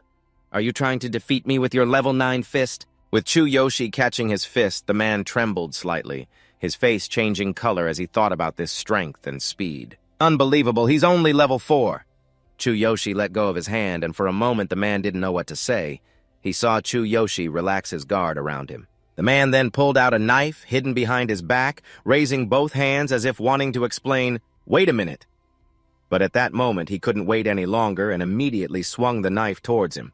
"What are you hiding?" Reflexively, Tsuyoshi raised his arm to block it. Luckily, the armor activated just in time. The Dark Link suit provided defensive effects and superhuman body capabilities. The knife struck Tsuyoshi armor and was corroded instantly. He looked at the knife in his hand, stammering, "It broke. Is this a human body?" He immediately turned to Tsuyoshi and asked, "You're hiding equipment, aren't you? It must be high-level equipment." Tsuyoshi looked at the wound on his arm and silently thought, "Oh no, I've accidentally revealed my abilities. It would be very troublesome if people in this world discovered my secret." Not seeing Tsuyoshi respond, the old man looked at him with a cunning gaze and continued to ask, "What do you have?" "It must be something very valuable. Did you find it in a cave or did you steal it?" Tsuyoshi heard him say that. You turned away, pretending to be scared, letting out a sigh of fear. You hugged your arms and started acting dramatically, shouting that if it weren't for that old dagger, it would have been really dangerous. Ryota, who had been watching all this time, finally spoke up. "Sorry for making you wait," Suki said as he went to retrieve Min's body. With this, you officially became the hero, Tsuyoshi, immediately avoiding Gale's gaze and turning to Ryota, saying, "I understand, I'll go right away. You turned your back and left." Guy stood there walking while putting on a pitiful act. Tsuyoshi thought to himself, "Thank goodness he won't pull that stunt in front of the staff." Guy watched as Tsuyoshi and Ryota walked away. He broke into a chilling smile, his face clearly showing his desire for what Tsuyoshi had. Tsuyoshi followed Ryota as they left. You still felt something was off, but you couldn't quite put your finger on it. You glanced back at Guy, silently calculating in your heart that thanks to the system, your combat power was higher than a normal level 4, but facing a high-level enemy was still a bit difficult. As night fell, Tsuyoshi lay on his bed remembering Sakura from the world beyond. You felt restless, sensing that Guy had you in his sights. There was no girl with animal ears in this world. Your level was still low, so you had to avoid attracting attention. Outside Tsuyoshi's house, 2 figures were lurking. One was a cloaked boss who quietly asked, "Is this the place?" He held a staff with a red gem. He was a member of the Lazy Wolf Guild level 10, a wizard with a combat power of 3,500. He said, "After we break the door, use magic to immobilize him so we can take him away." The other one was Gayer holding a sharp knife, his long tongue full of greed. "We'll share his stuff later," Kazero said, wielding the staff while casting spells and reminding him. "Don't make noise or we'll draw attention." Both of them laughed cunningly. Kazero then said, "First break the chain with magic and prepare." He started casting a spell on Tsuyoshi's house. Just as he cast the spell, the door swung open, and Tsuyoshi stepped out fiercely, holding a wooden stick that looked very intimidating. The 2 of them were caught off guard. They didn't expect it and were frightened. Tsuyoshi was now using a level 4 Melting Flame, a warrior class equipped with dark gear and special skills. Tentacles roared weapon skills, activated no skill, copied with a combat power of 6,400. Your eyes turned red veins bulging on your face as you gritted your teeth, cursing, "You bastards are quick, aren't you?" You immediately used your strength to strike Kazero, still cursing, "I'll make you pay, Tsuyoshi," while you were angry but still thought carefully. There was also a level 10 wizard with him, combat power 3,500, but the 6-level difference made a direct confrontation quite disadvantageous. After taking a painful hit, Tsuyoshi instinctively ran towards Guy. Tsuyoshi stood at the door looking at the 2 of them. In your mind, you kept thinking that combat power was a visual indicator to assess a hero's capability. Your combat power was 6,400, but you were only level 4. If the difference was about 2 levels, you could still manage, but even if your opponent was level 10 with lower combat power, they could still make up for it with the level difference. To put it in APG's terms, it was like a low-level warrior fighting a high-level boss but weak. Should I run away relying on my gear and skills, but if I fail, I would lose immediately? Kazero finally regained his senses, staggering back and shouting, "Are you planning to ambush me?" Luckily, I reinforced my defenses for my cloak. "I'll kill you and quickly take your stuff." As soon as he finished speaking, he unleashed his fire magic with his staff. On the other side, Tsuyoshi was burned by the flames. He stepped back a few paces, gritting his teeth, thinking, it's too hot. This gear is strong against physical attacks but can't withstand magic. Swinging a staff in a cave is completely different from fighting a goblin. Instantly, he turned and ran for his life. He had to escape immediately. Facing him head-on would mean defeat. Seeing him run away, Kazero shouted, "Chase him!" Tsuyoshi dashed down the corridor, finally leaping out of the hole without hesitation, falling from a height. Tsuyoshi was still thinking about how to respond. He would focus on enhancing his body, especially his legs. With the defensive capability of the dark gear, he could withstand the impact when landing. With that thought, Tsuyoshi activated his superhuman body enhancement system, concentrating on both legs. Note that other parts of his body would not be protected. As Tsuyoshi was falling, a burly figure suddenly flew in, targeting him. He rushed in and kicked Tsuyoshi, who immediately realized it was an ambush. This guy was Tatsuru, a level 12 member of the Lazy Wolf Guild, a warrior with a combat power of 3,900. His eyes burned red as he looked at Tsuyoshi, grinning with delight. "Got you? You didn't think there was a third person, did you?" As soon as he finished speaking, Tatsuru used all his strength to slam both hands into Tsuyoshi. He laughed boastfully. "Anyway, this is such a waste on someone like you." After his blow, Tsuyoshi fell to the ground, creating a massive explosion. Tsuyoshi hit the ground, creating a large dent where he landed. As he struggled to get up, he thought, "Thank goodness I enhanced my whole body before hitting the ground." He took a direct hit to the knee because he had removed the protective layer from his abdomen when he fell. However, thanks to the dark gear, the damage was minimized. He groaned and crawled back up. One of them ran over, shouting, "You're still alive." Tatsuru stood there as Kazero returned, saying, "What skill did you use to attack me earlier? How can a rookie have that?" Tsuyoshi's veins bulged as he activated the goblin armor, wrapping it around his entire body. His eyes filled with hatred as he thought, "If you want to kill me, I'll do the same." His system displayed level 4 warrior class equipped with dark gear special skill, tentacle roar weapon none skill copying heavenly shock. Combat power 6400 experience 960 out of 6000. Tsuyoshi shouted loudly as he unleashed his ultimate skill, tentacle roar. Instantly, bullets shot out and the group was pushed back by the terrifying destructive power. They were also pushed back, and he immediately cast a spell to restrict movement. This spell allowed him to prevent any movement from the target. For a duration of 5 seconds, if the target's level is lower than the user's, their movement can be forced to stop. Tsuyoshi realized he couldn't use his armor. He gritted his teeth, watching his trembling hands. "Damn it, my skill is canceled." The three of them saw he couldn't move and quickly rushed toward him. Kazero spoke first. "At this level, huh? You have that skill, which means you must have something valuable."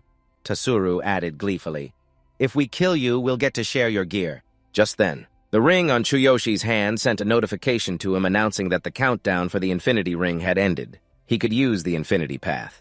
Looking at the ring on his hand, Tsuyoshi thought, "Heaven has saved me." At the moment the three rushed at him, he immediately opened the Infinity Path. He stepped through the teleport gate, not forgetting to leave a message for the three of them. "I'll remember this. I'll come back stronger. That will be the real battle." As he entered the other world, Tsuyoshi sat on the ground, overjoyed, thinking, "I've escaped. This time I need to level up and learn new skills.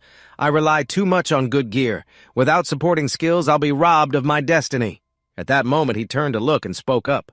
This guy couldn't help but blush and have a nosebleed at the sight of the beast girl still sleeping, realizing that it was indeed bedtime. Tsuyoshi was quietly watching the girl with ears sleeping, a pleasant scent wafting from her, instantly reminding him of cherry blossoms. She always smelled like cherries, and for a moment he found it hard to control himself and had some inappropriate thoughts. If he didn't do anything, he wouldn't be a man anymore. His system screen displayed a super body, adrenaline spiking, muscles relaxing, and strength enhancing. Speed and other important aspects of the body flashed in his mind, but the image of 3 lazy wolf guys chasing him pulled him back to reality. Tsuyoshi immediately knelt down on the bed, reminding himself that this was not the time for that. First, he had to get through the crisis of the original world, calm down, and plan for leveling up and acquiring skills. The next morning, the beast girl woke up. She stretched her arms, yawning, still dazed, and said it had been a long time since she had such a good sleep. She looked over at Tsuyoshi, who had dark circles under his eyes, clearly unable to sleep due to restlessness. He smiled at her and said, "I slept well too. Can you make me another outfit? Then we'll set off." After finishing everything in the morning, Tsuyoshi went into the forest with the beast girl. As they walked, she told him that to learn skills, he needed a skill scroll. In short, he had to study at the combat academy after a while of walking. Finally, the two arrived at the small combat academy of the Beastmen. From a distance, a Beastman with a huge nose ring waved at them, saying, "You're the human that the Beast King is interested in, right? However, there are conditions to participate in this academy. First, you must reach level 6 to take the exam. You're only level 4. It's too early for you to participate." Hearing this, Tsuyoshi felt a bit impatient. "What a hassle," the Beast Girl said as she approached him. "I'm sorry I haven't trained in a cave for a long time, so I didn't expect there to be such conditions." Tsuyoshi felt a bit reassured by her words. "It's okay, I need to level up too. I'll come back later," he replied as the two turned to leave. The Beast Girl softly told him, "Then you can level up in the nearby low-level cave." Watching the two leave, the Beastman couldn't help but sneer. "Look at this lowly human. The Beastmen don't recognize you. If it weren't for the Beast King's orders, you would have been torn apart by now. Even if you reach level 6, you still won't pass the exam. Bringing along a mutt like you two are a perfect match." Hearing his words, the girl felt a bit guilty, realizing it was her fault for being too kind-hearted and forgetting her place. It would be a hassle to stay by his side, and her face was filled with sadness. She continued to think that she didn't want to cause trouble for her master, needing to explain everything clearly and say goodbye. Suddenly, Tsuyoshi seemed to understand her feelings through her expression. He immediately clenched his fists and turned back to the Beastman, catching the girl off guard as she called out, "Master!" Tsuyoshi approached and grabbed the Beastman by the collar, lifting him up with a powerful voice. "What did you just say, you bastard? Do you want to get your mouth ripped apart?" He looked at him with a deadly glare, enunciating each word, "Apologize to her." The Beastman, still unafraid, shouted back, "I'm just speaking the truth. She's a mix between a human and a beast." In other words, she's a half-beast man, not truly one of us, and doesn't even have a proper name. The system displayed a glossary about half-beast men. They are not pure beast men and are often seen as a disgrace by beast men being the offspring of other species and beast men who value lineage. Beast men are looked down upon everywhere and considered inferior regardless of their position or rank. They are rejected by both genders of their kind. Enduring a painful fate, Tsuyoshi now understands that she is a descendant of both humans and beastmen, which explains everything from before. Even when I used my divine sight to look, I still couldn't see her name. She never had one from the start. Tsuyoshi is gripping Gravo by the collar, and he still arrogantly mocks the human boy. "Don't get too full of yourself just because the Beast King is paying attention to you. If you offend a Beastman warrior, I will punish you fairly. I might even make you apologize to her. If you pass the exam, but I don't think a tiny human like you can do it." His words left Tsuyoshi and the girl with beast ears silent. After a few seconds, she saw Tsuyoshi blush because of her and urged, "Master, is that really true?" "You don't need to involve someone like me. Let Draco go," she exclaimed. Sakura looked at Draco with a disdainful gaze and said her name is Sakura. "Remember this girl with ears," she said shyly, thinking, "Sakura is the name you gave me, right?" Master Tsuyoshi ignored Dravo standing frozen and turned to look at Sakura. "Remember what you said earlier. If I pass, you will have to apologize properly." After saying that, he confidently draped his arm over her shoulder and walked away.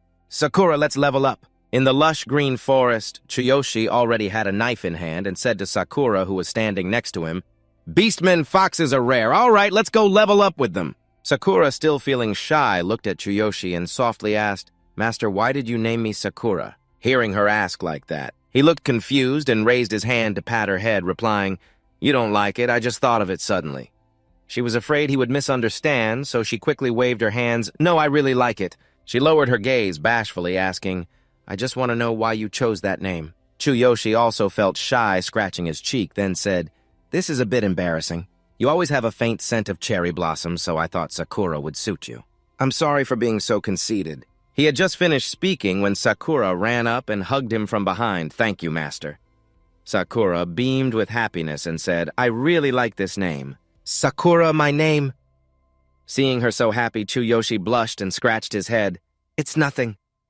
After a while, the two stood in front of the ice cave, and Tsuyoshi spoke up, "Shall we begin?" As Sakura entered, she whispered to Tsuyoshi, "The dagger I gave you earlier fits perfectly right." He firmly held the knife in his hand, thinking that it wasn't a high-level item, but much better than the Goblin's Club. Tsuyoshi swung the knife a few times. Then he replied to Sakura, "Yeah, I'm fine. I can lift that hammer so all weapons feel light." His system displayed level 4 class warrior equipped with Dark Link gear. Weapon Club, no skills skill, copied Divine Shock Power 6400 at this moment. A bunch of fiery red eyes in the cave were watching every move of the two. A group of beastmen foxes appeared, each one muscular. The system immediately informed that beastmen foxes move faster and are smarter than ordinary beastmen. Adventurers who underestimate them will regret it. Level 5 combat power 720. Tsuyoshi was unfazed. He glanced at her and said, "Sakura, step back and guide me as before. I want to experience this, so don't interfere." Hearing him, she obediently complied, "Yes, master." The system continued to send reminders to Tsuyoshi to limit the party mode if on schedule. If the level difference between the highest and lowest in the group exceeds 5, no experience or items will be gained in battle. Tsuyoshi grasped the information. He charged forward. "Let's go try the new challenge." Sakura stood behind, continuously reminding him, "The beastmen foxes are very agile, so avoid their area attacks." Tsuyoshi rushed in to attack the foxes, swinging his knife while thinking about how fast they were. The foxes didn't wait to die. They immediately grabbed sharp pieces of ice to fight back. Tsuyoshi stomped hard on the stone ground, instantly activating his superhuman body, concentrating his physical strength into a specific point, significantly increasing his physical resistance. The foxes saw his overwhelming power. They were scared out of their wits. His body was completely unharmed by their attacks. At that moment, he spoke up, "With this kind of fighting power, you can't scratch me anymore." Sakura watched from a distance, her eyes filled with pride. The defense of her master was indeed worthy of being chosen by the divine hammer. Low-level enemies were nothing to him. He would level up quickly. In no time, Yoshi had beaten the foxes to a pulp. He swung his knife and mumbled, "For agile opponents, speed is more important than strength." He understood that his experience was continuously increasing. He looked at the knife in his hand and told himself that in this world, leveling up could happen very quickly, and there was no need to fight over resources since he had exclusive access to the experience system. At this point, it displayed information level 4 warrior class. Equipped with no weapons, just a dagger skills, none skill copy, heavenly strike experience, 1,860 out of 6,000, combat power 6,400. Yoshi was amazed at how fast it was going. He kept thinking that with this speed, the three enemies had a maximum combat power of 3,900, but they were level 12. No matter how high his combat power was, the level difference made it impossible.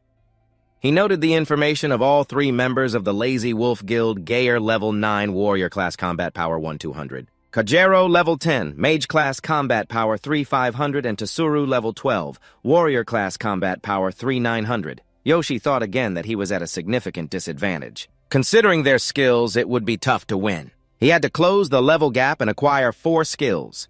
After defeating the foxes, Yoshi said to Sakura, "Let's level up to 6 all at once, okay, Sakura? I will make that arrogant beastman bow down." Seeing his determination, she replied a bit dazed, "Yes." The two of them headed straight to where the beastman fox boss was hiding. It had a sword strapped to its back and turned around to see Yoshi and Sakura. Its teeth were dripping with saliva and it wore sharp armor, turning fully to face them. It was estimated to be several times taller than Yoshi. Seeing the sword on the fox boss's back radiating immense power, Yoshi whispered, "I wonder if that sword will fall." The two of them hid behind a rock, and Yoshi's eyes lit up when he saw the perfect length and power of the sword. Sakura noticed his reaction. She looked up at him and softly asked, "Do you want it?" Yoshi raised his hand to his chin, thinking for a moment. "No, I'm just curious. I really wonder if it will fall." Sakura explained to him that most items could drop, but the drop rate depended on the rarity of the item. It's best to keep fighting. Until you get what you want, the effectiveness varies depending on the dungeon. Using special items can help speed up this process. A guide appeared showing the drop rate, the probability of obtaining an item after defeating an enemy. Generally, the higher the quality level and effects of the item, the lower the drop rate. Yoshi, hiding in a corner, realized this. He thought to himself, "So there's a drop rate too. It really feels like a game world." This made the system easier to understand. Yoshi used his perception skill to gather information about the fox boss, Dark Beastman Fox level 7 combat power 1,500. After learning this information, Yoshi couldn't help but feel pleased. Looking closely, he saw many details recorded here. The system displayed Dark Cold Light Sword drop rate 6%, which was quite low. It seemed difficult to obtain it at just level 6. Seeing this, Yoshi thought, "What a pity, it would be perfect for me." At that moment, the system sent a notification and Yoshi opened it to see Trade System activated. You can exchange various items. By meeting certain conditions, the items you can exchange will be upgraded based on your level and abilities. Items that cannot be exchanged permanently will be updated. So please note, after reading the notification, you stood there thinking for a while. The exchange system still has many things I don't know. Right now, I only have the ticket to increase drop rates. The exchange screen shows a ticket that increases drop rates by 30% for 1 minute, boosting the drop rates of all items by 30%. There are 3 tickets left for the exchange conditions. Defeat a total of 30 normal monsters from level 1 to 5. You've defeated a total of 114 meeting the conditions. Tsuyoshi sees the notification displayed and can't help but feel joyful. 114 I can exchange now. You continue to think. Defeating 30 enemies earns 1 ticket. The number of defeated enemies seems to accumulate between both worlds. After some calculations, Tsuyoshi realizes, if I exchange all 3 tickets at once, the drop rate will reach 96%. Thinking this way, Tsuyoshi keeps operating on the screen and almost immediately items start dropping. Holding the 3 drop rate tickets in hand, the system immediately notifies you have exchanged 3 drop rate tickets. The conditions have been met. Currently, you do not have a shared item storage. Therefore, the items cannot be stored after putting away the 3 exchange tickets. Tsuyoshi doesn't hesitate and says, Sakura, let's go get that sword. This will make me stronger. Seeing you so cool, Sakura can't help but feel excited. Master, do your best. You grip the knife in your hand, immediately getting into a fighting stance, reminding Sakura to focus and guide you. The fox beast immediately senses danger. Its eyes turn bright red as it opens its mouth wide, growling fiercely. A moment later, the fox beast pulls out the sword from its back. It slashes towards Tsuyoshi, who jumps up to dodge. Seeing the small ice shards forming after the beast's slash, Tsuyoshi grits his teeth, thinking, does this sword have an ice effect attached? Sakura stands below watching you and reminds you the dark fox beast is not only agile but also has quite a bit of strength. This weapon is imbued with ice attributes which will slow down movements and reduce vitality when hit. So aim for its weaknesses and quickly end the battle. Thanks to Sakura's reminder, Tsuyoshi thinks of a way to deal with it. The dark fox beast is afraid of fire. Applying oil on the weapon will be effective. Got it. After you apply it, the knife immediately bursts into fierce flames. Tsuyoshi looks at the fox beast and says, let's see which one of us will win. Your ice or my fire. The notes pop up again. The oil mixture of resin and flammable substances applied to the weapon will provide fire attributes. It catches fire upon contact with the air without needing a spark, a familiar item for adventurers. Tsuyoshi grips the flaming knife and attacks the fox beast. Seeing this, the fox beast is caught off guard.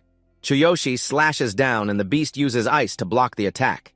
Sakura, standing below, speaks up to remind Tsuyoshi. The weak points of the fox beast are its armpits and neck. Aim for those spots. After a while fighting the fox beast, Tsuyoshi finally finds an opportunity. He charges at the beast, shouting, now! With a decisive slash, blood starts to spray. The fox beast immediately loses one arm, letting out a painful cry as its health bar shows a decrease of 1/6. The beast trembles uncontrollably. The system of Tsuyoshi displays a notification.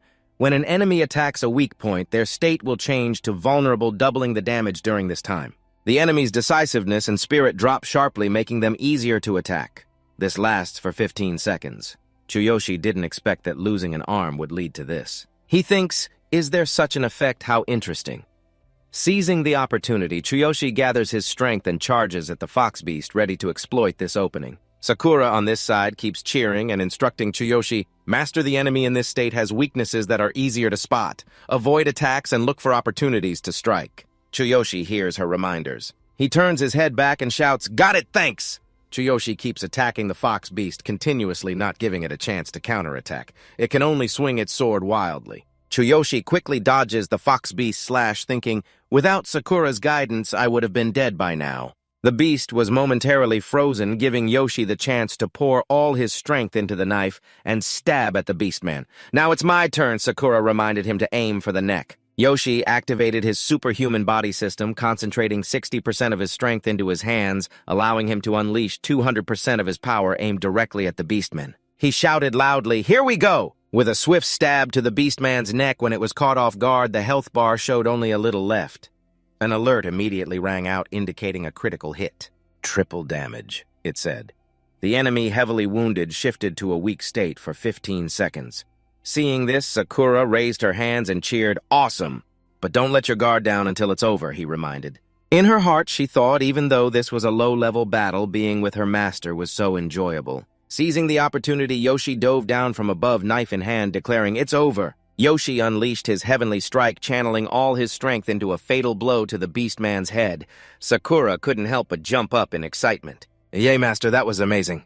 Yoshi wiped the dirt off his face, his eyes still reflecting a deadly focus, thinking the battle was over. He quickly pulled out the exchange tickets, almost forgetting to use them before the items dropped. The system sent a notification, "You have used 3 tickets to increase drop rates." The drop rate for all items has increased to 96% for 1 minute. Just as Yoshi finished using the tickets, the items dropped, and he happily said, "Just in time." After defeating the Beastman boss, the system continuously sent notifications. You have gained 3000 experience points. Current experience 5430 out of 6000. You have defeated the level 7 Beastman boss. You have received the Black Frost Blade.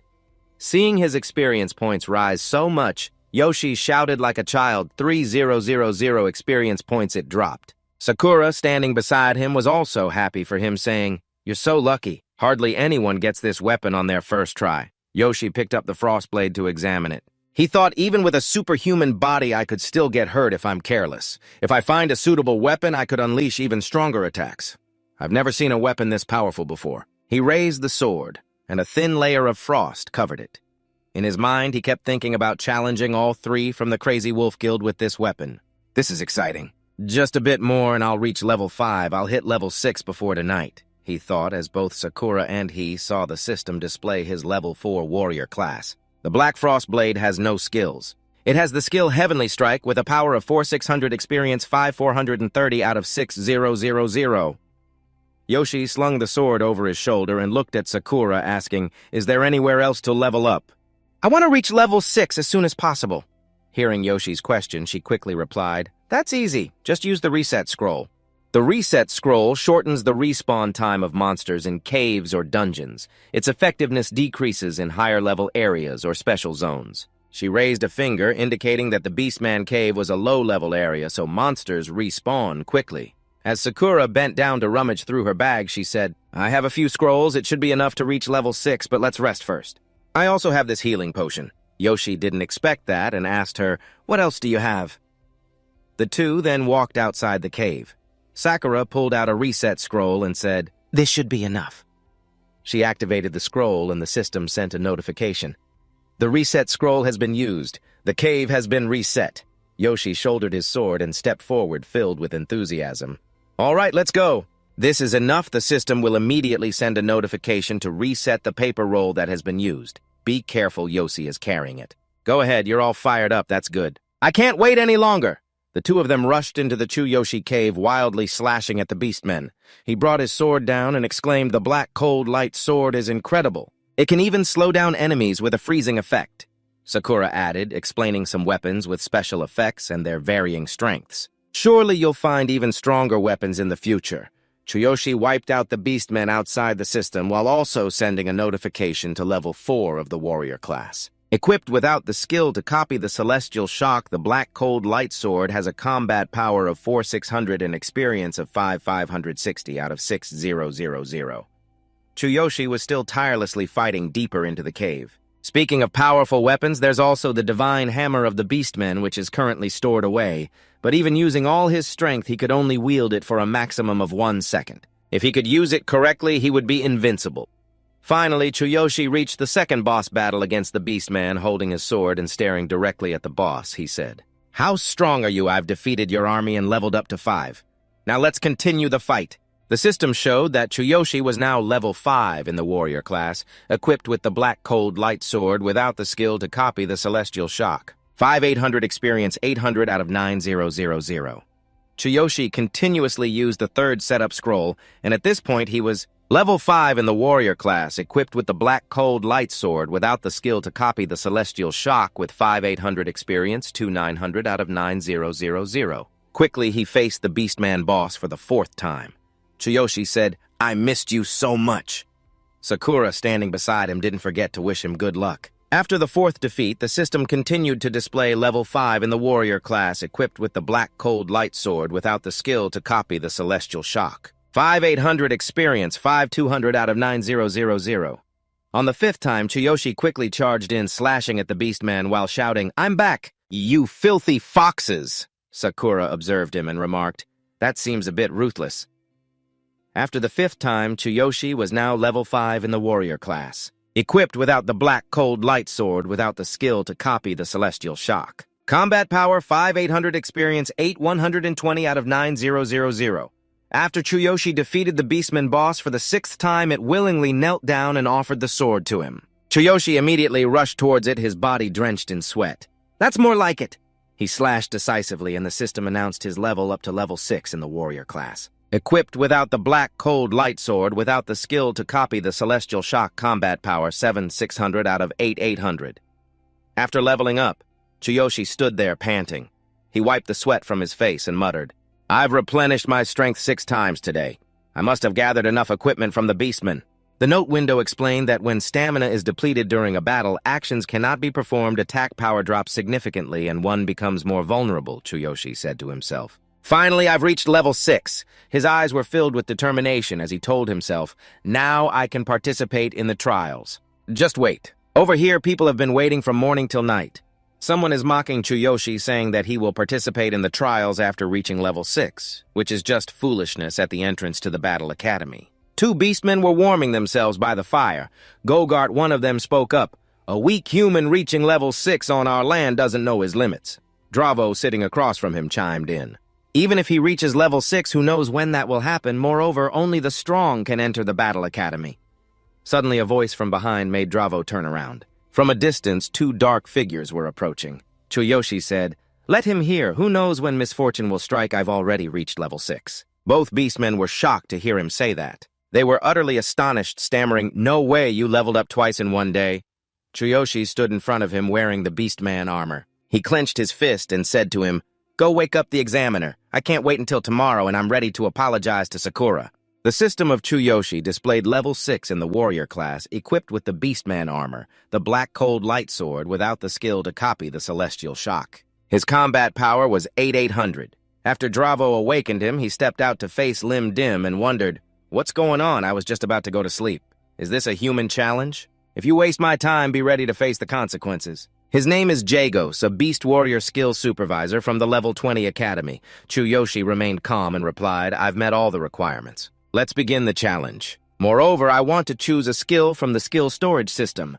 Each student has a place to store their skill scrolls, but only those who pass the challenge can select one from there. The size and level of the scrolls in the storage vary depending on the student, but this remains the same across all races."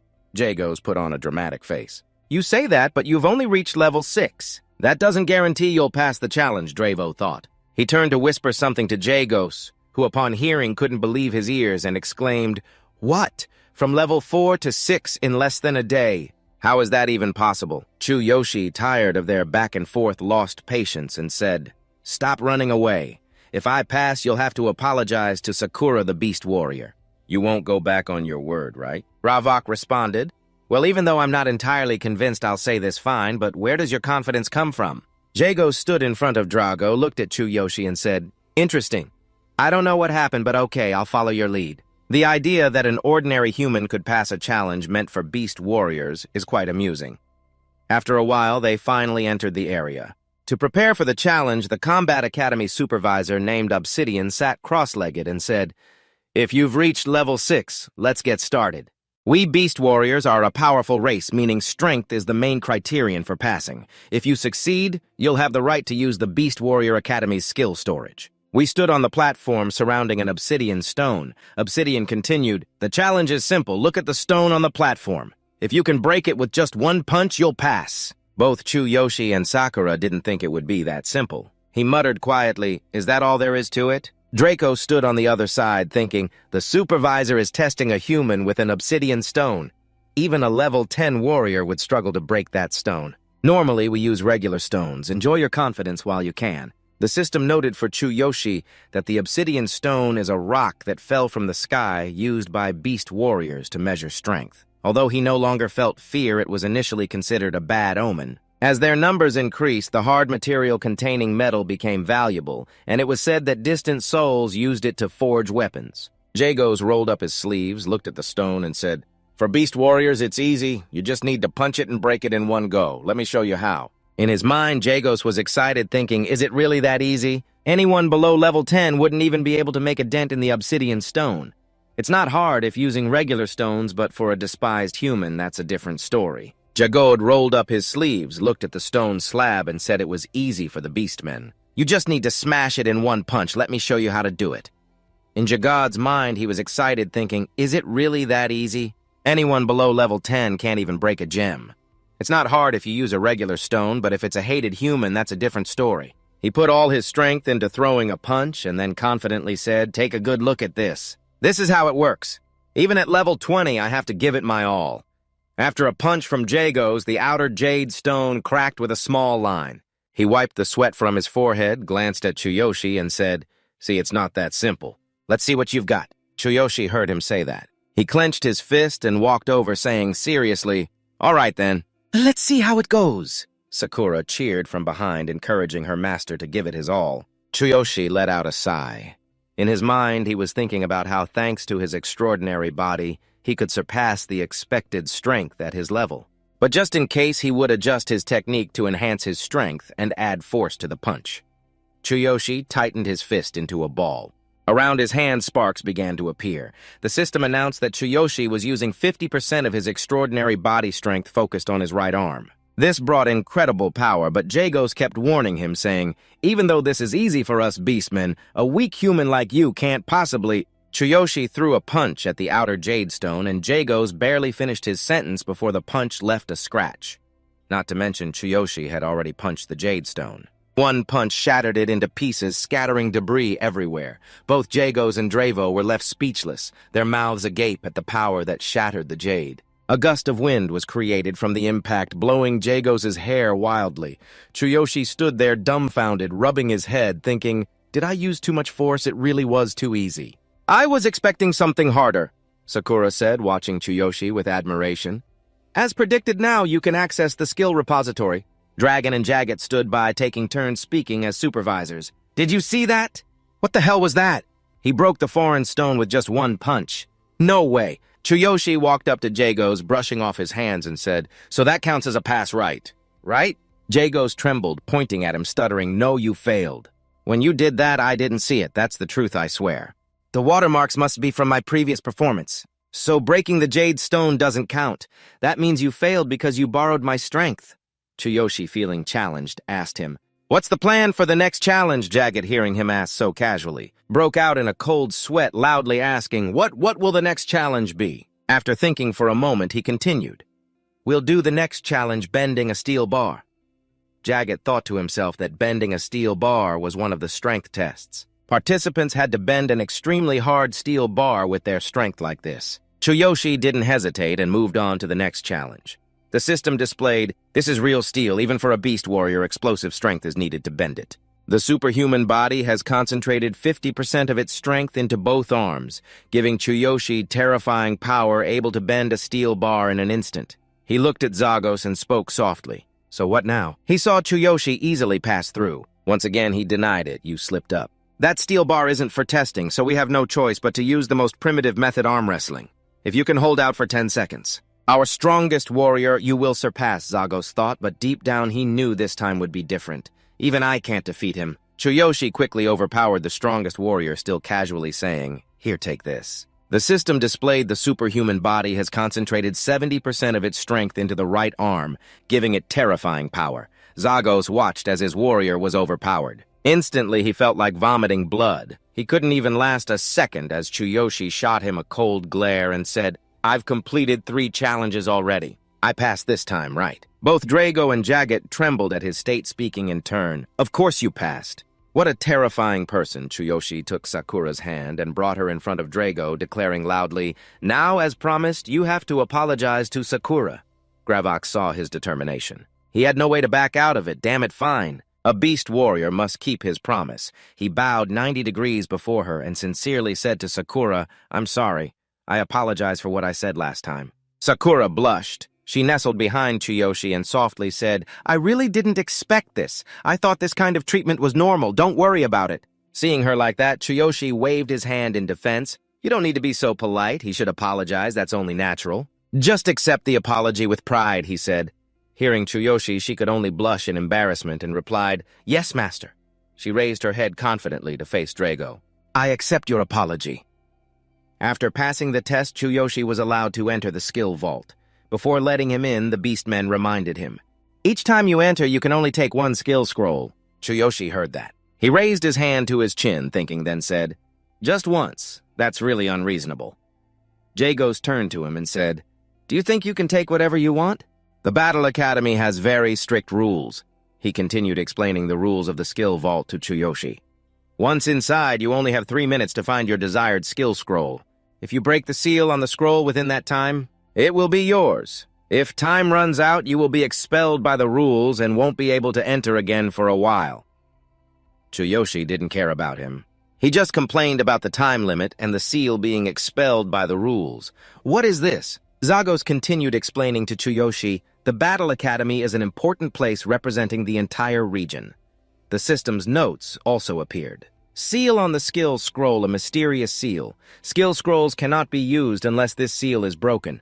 Rule barrier, a type of barrier that can only be lifted by a mage or wizard. It can enforce conditions based on rules allowing or denying the careers of beings to protect the vault from high-level mages or wizards. Jago spoke again. "This seems more complicated than I thought." After learning this information, Tsuyoshi nodded in agreement. "That's right." Sakura behind him added, "I've heard that in higher-level battle academies the conditions are even harsher." Jagat opened the skill vault door and reminded Tsuyoshi once more, "If you understand, then go in." "Don't even think about stealing skills or you'll be immediately expelled by the barrier." Tsuyoshi stepped up the stairs behind him while Jagat's voice echoed on. "Got it. You have 3 minutes to choose a skill scroll and get out of here." Tsuyoshi entered the vault and Sakura followed closely behind. The countdown began 3 minutes. Tsuyoshi eagerly browsed through one skill scroll after another, his curiosity piqued by everything. "I understand why they need magic to protect this place.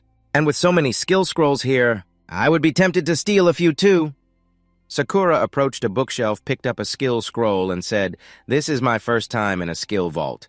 And each scroll is sealed so I can't see the content inside. It feels like I could break this seal with just a bit of strength." Tsuyoshi also examined the skill scrolls, carefully contemplating that he intended to use the copying technique, but it was hard to find a truly good skill. Moreover, using the copying technique might be a bit awkward. I'm not sure if Sakura can pull it off. The system displayed a note on how to use the copying technique. Feel the opponent's heart with your hand, then select any skill from their skill set. To copy, Tsuyoshi held the skill scroll in his hand, recalling the image of the lazy wolf pack hunting him down, his eyes gleaming with determination. "Well then, let's get started. I just need to use my strength." "Right," he thought, still considering that he needed to choose a skill to deal with those three. Suddenly, Tsuyoshi channeled his power into the skill scroll to open it, and immediately he saw the information about the skill. Tsuyoshi exclaimed, "Success." The skill information appeared. Shield charge uses a shield to strike powerfully at the target, dealing physical damage and potentially stunning the opponent. Suitable for warriors or defensive warrior classes. He felt no interest in this skill. He placed it back on the shelf and said, "Shield charge, I don't use shields." Sakura picked up another scroll and spoke, "Master, I don't need this skill. But I have something I want to show you. This skill scroll is Wind Step, move quickly to a designated location to evade enemy attacks and increase attack speed. Suitable for archers or speed-oriented warrior classes." Seeing this, Tsuyoshi shook his head. "Archery isn't my style." The two continued to browse the next skill scroll. Battle Roar, let out a roar to encourage yourself and your teammates, enhancing attack and defense. Suitable for commanding warriors or classes developed from warriors. Sakura grasped this information. She said to Tsuyoshi, "Battle Roar is a common support skill for warriors." He continued searching, glancing, and saying, "Not what I'm looking for, keep searching." At this moment, the remaining time displayed was 2 minutes. Tsuyoshi panicked, grabbing a random skill scroll and saying, "Only 2 minutes left." "This is bad. None of these skills suit me at all." Sakura, still cheering him on from behind, said, "Master, why not try the counter skill?" Hearing this, Tsuyoshi looked for that skill scroll and the system displayed. Counter within a certain time frame, retaliate against the enemy's physical attacks with a chance to counter status effects. Suitable for counter-type warriors or classes developed from warriors. After reading it, Tsuyoshi rubbed his chin, thinking for a moment, "Counter could be useful," he exclaimed after finding the first scroll. "All right, I'll keep it as a candidate." Sakura then approached, bringing him a few other scrolls. Tsuyoshi glanced over them and bluntly rejected them. "You're being too flashy for me," and next is Tsuyoshi's charm, still unsatisfied. "Never." Sakura really doesn't have much time left. When she hears the name of the skill book, she immediately asks what kind of shady skill that slender body possesses. Sakura stands to the side, feeling a bit sad. None of it fits the master. With only a minute left, she sees that time is running out. Tsuyoshi thinks just 1 minute left, this isn't good. I haven't been effective. If I break the seal, it seems I can check inside the scroll. At this point, I'll have to use brute force. That's my decision. Tsuyoshi turns back to remind Sakura. Sakura, you have stamina, recovery potions, and energy potions in your bag. Right, I might need them later. Step back and hide behind something solid. Hurry up. Although Sakura doesn't know what he wants to do, she obediently hides behind the bookshelf. Yes, master. Tsuyoshi begins to use his powerful arm, and the blue electric rays appear again. Outside, Drago suddenly looks up at the skill vault. The electric rays are appearing at the top of the vault. Drago, observing from a distance, speaks up, not knowing the reason. What's going on? Inside the room, Tsuyoshi is still casting spells. That's right. I will break all the seals at once.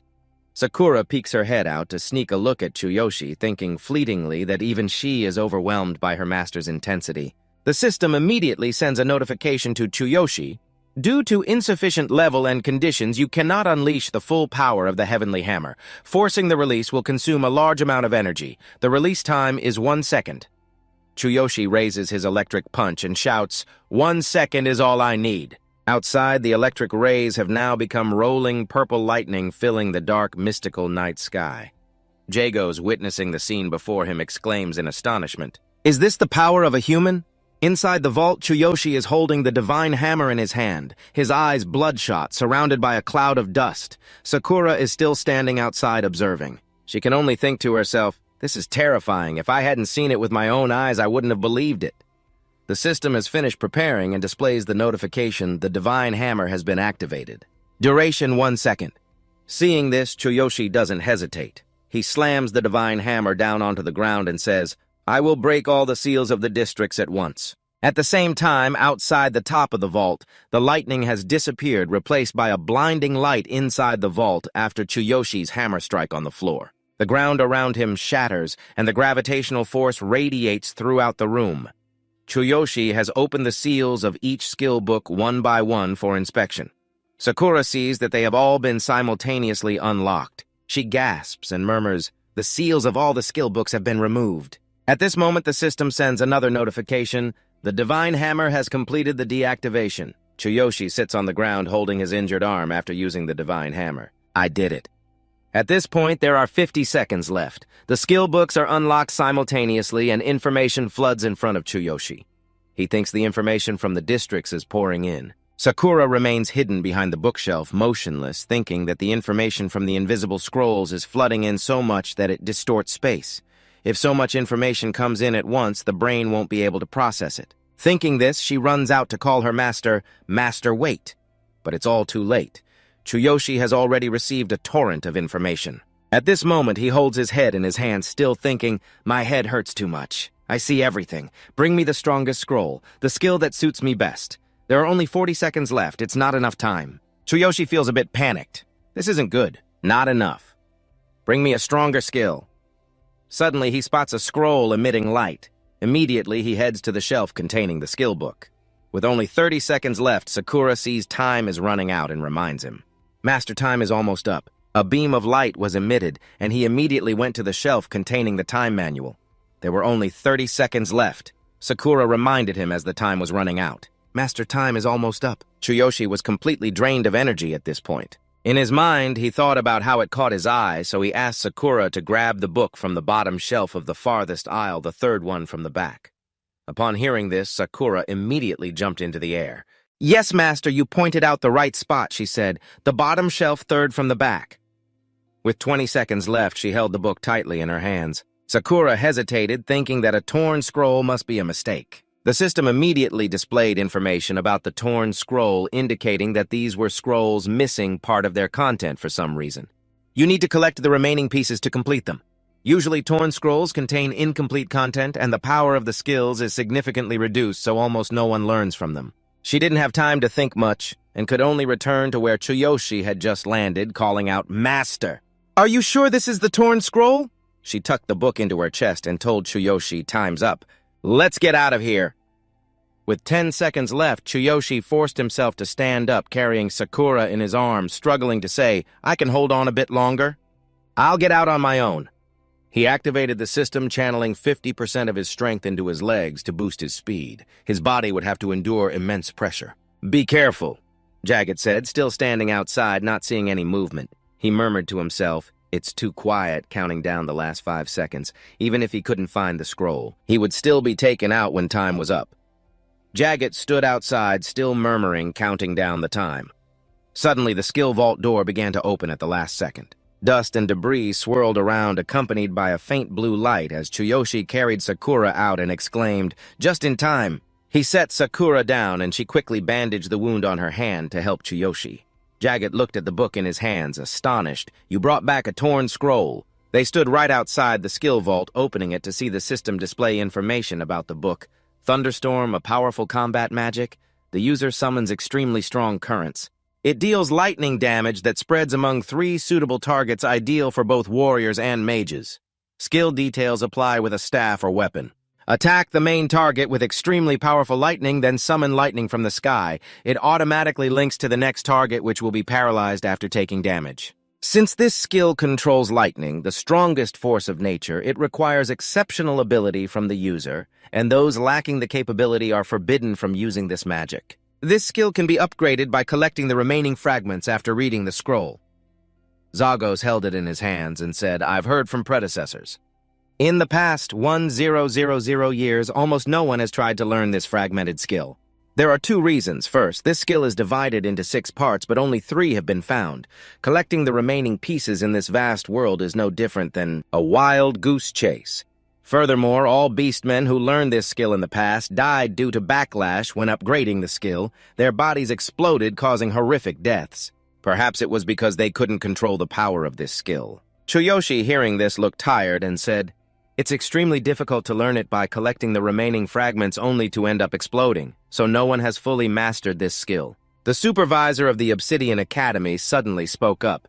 "No, there was once a person—" He began recounting a story from 1000 years ago about the mightiest beast king known as the Divine King.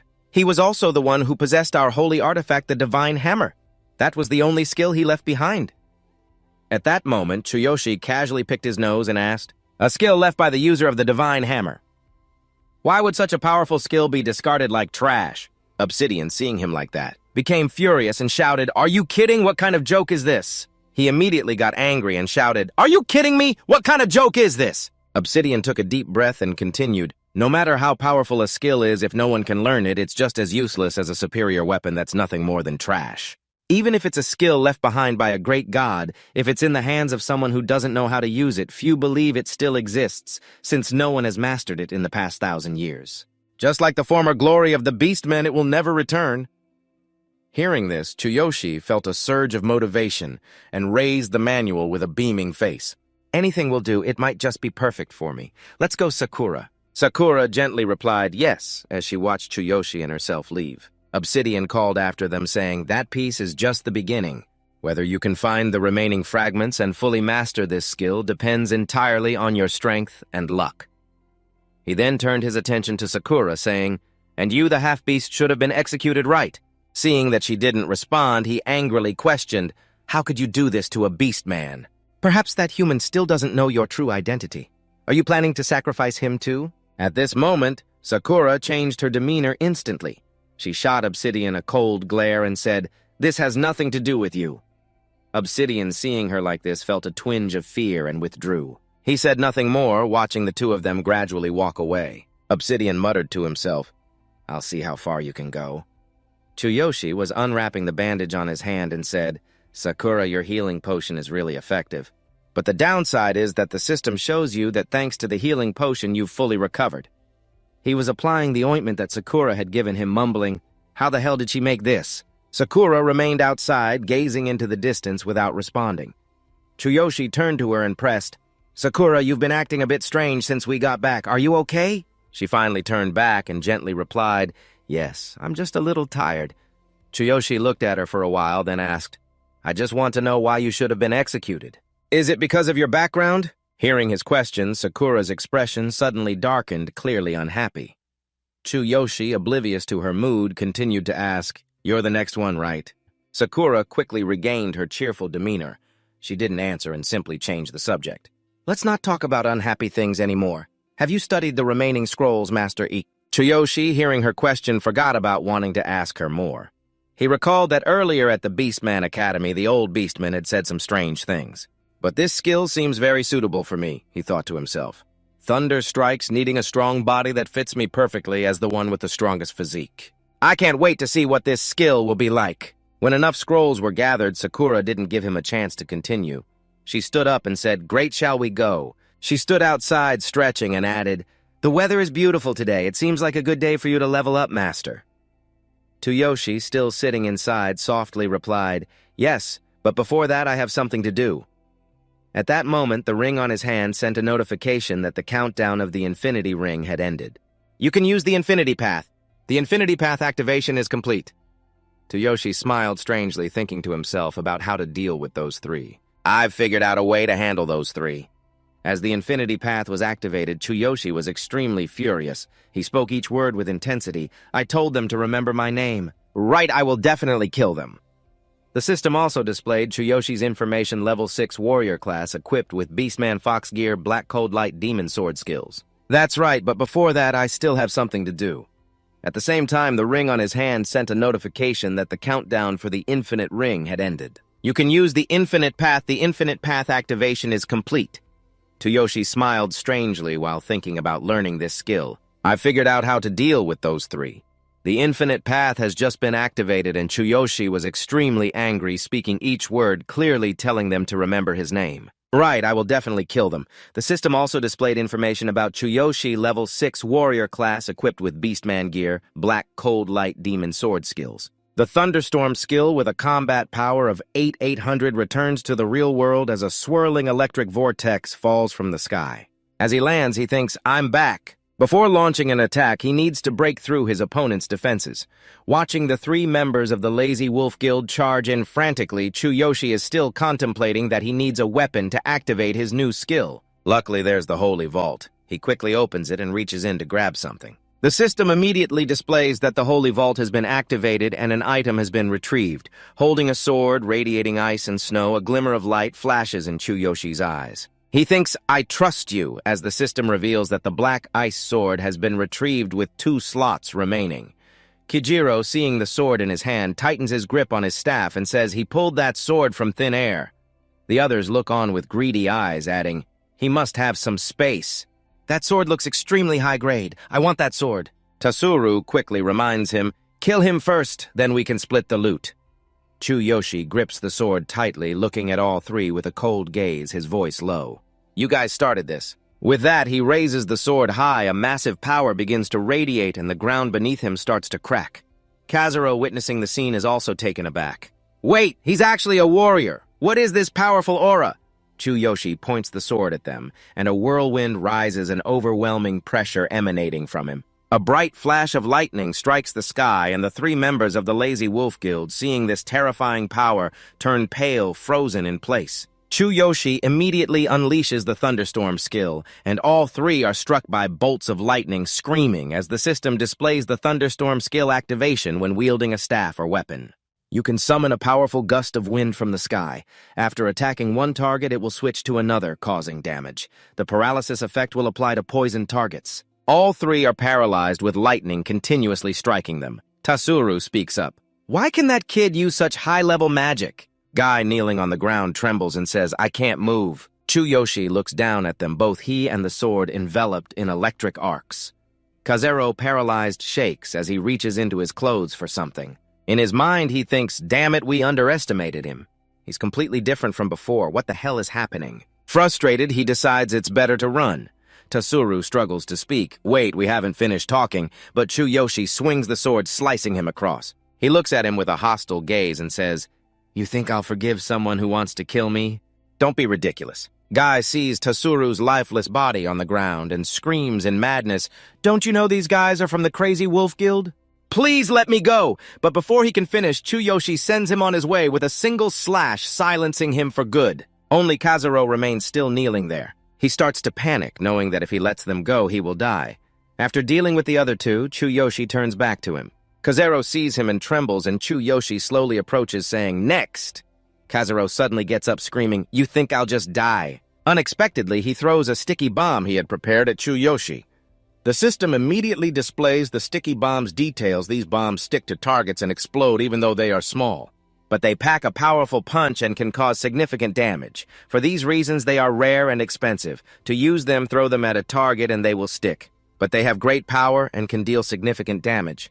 For these reasons, they are very rare and expensive. The way to use them is to throw these at the target and they will stick. Using magic to activate the sticky bomb flying towards Tsuyoshi, he drew his sword to block it, but it immediately stuck to the sword. Kazuro activated the magic and shouted, his body bulging with veins, "Die, explode!" Instantly, a massive explosion occurred, turning everything to rubble.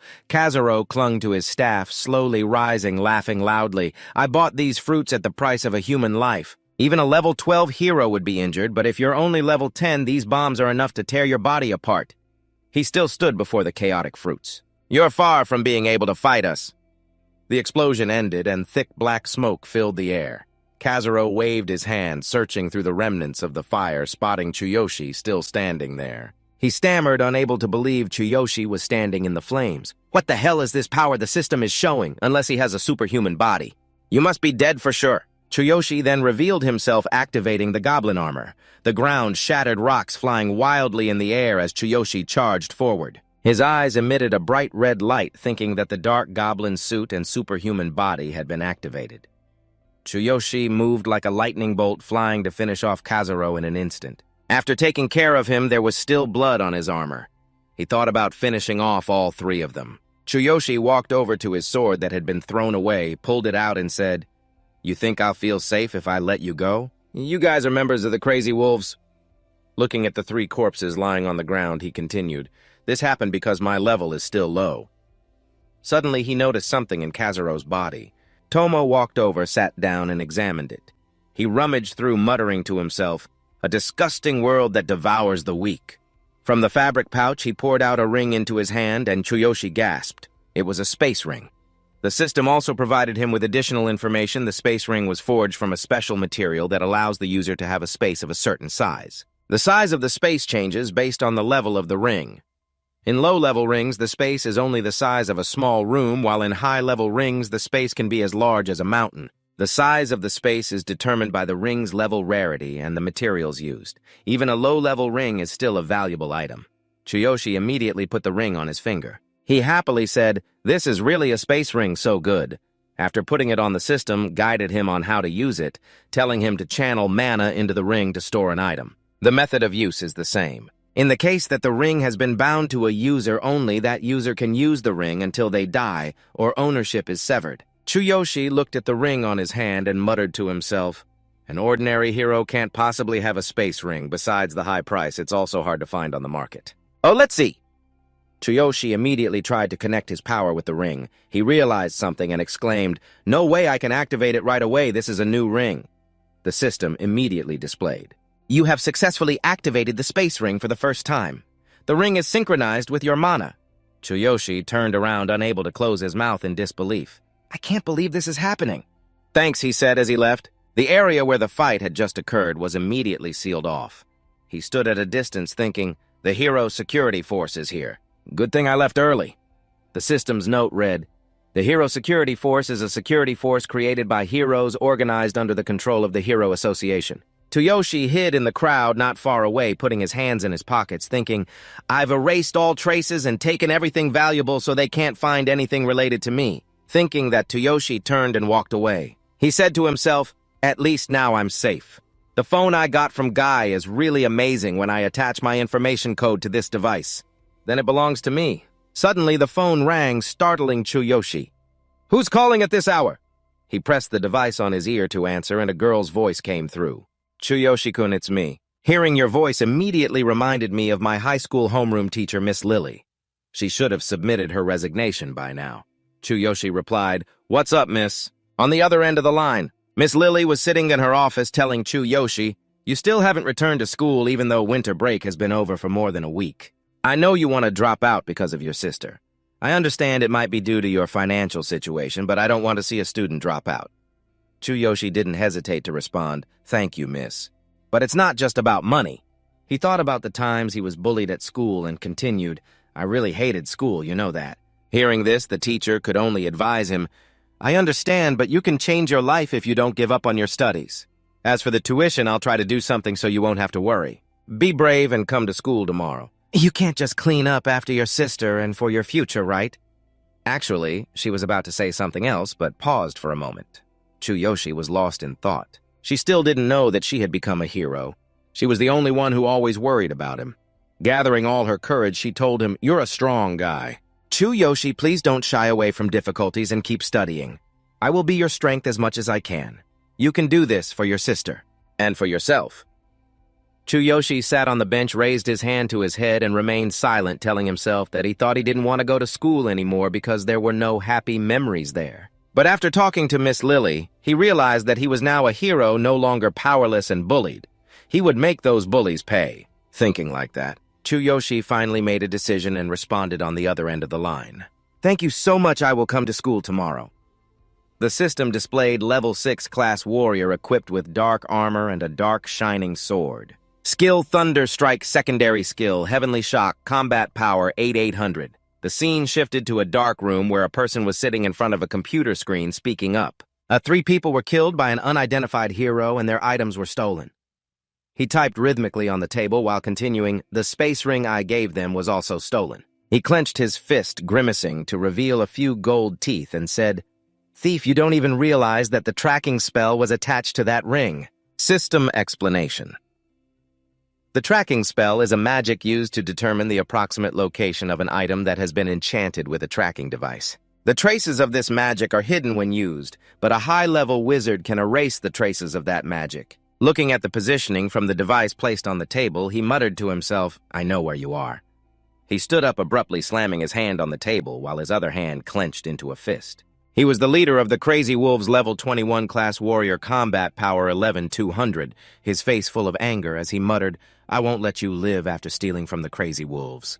Looking at the group of people in black in front of him, the Crazy Wolves leader ordered, Bring that thief here.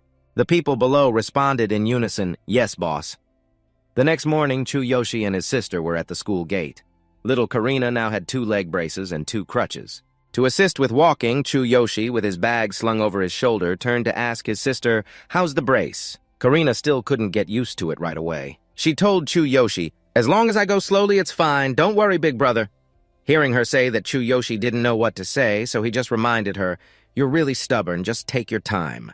Go slow. In his heart, he thought that when he heard he wanted to continue school, she insisted on going with him, saying, I don't want to be a burden to you. It's harder for you to go to school in a wheelchair with me. He thought to himself when he heard that he wanted to continue studying, the girl insisted on going with him, saying, I don't want to be a burden to you. It's harder for me to go to school in a wheelchair. May has bought this newly developed heavy pair. But even though she can't stand up, she can still walk with a stick. You suddenly imagine Karina crying when she sees you buying this brace for her, trying to push away the horrifying thoughts about the price. But it's still better than a wheelchair.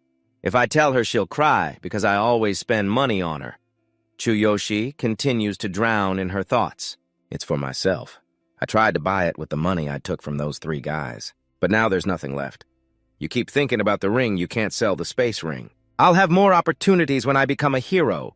You turn to look at your sister, who is happily taking each step, and the thought crosses your mind. Looking at Karina's face, everything is worth it. Yes, that's enough. You support Karina's back as you walk up the stairs, gently saying, Be careful and don't be too reckless. After school, I'll come down to get you.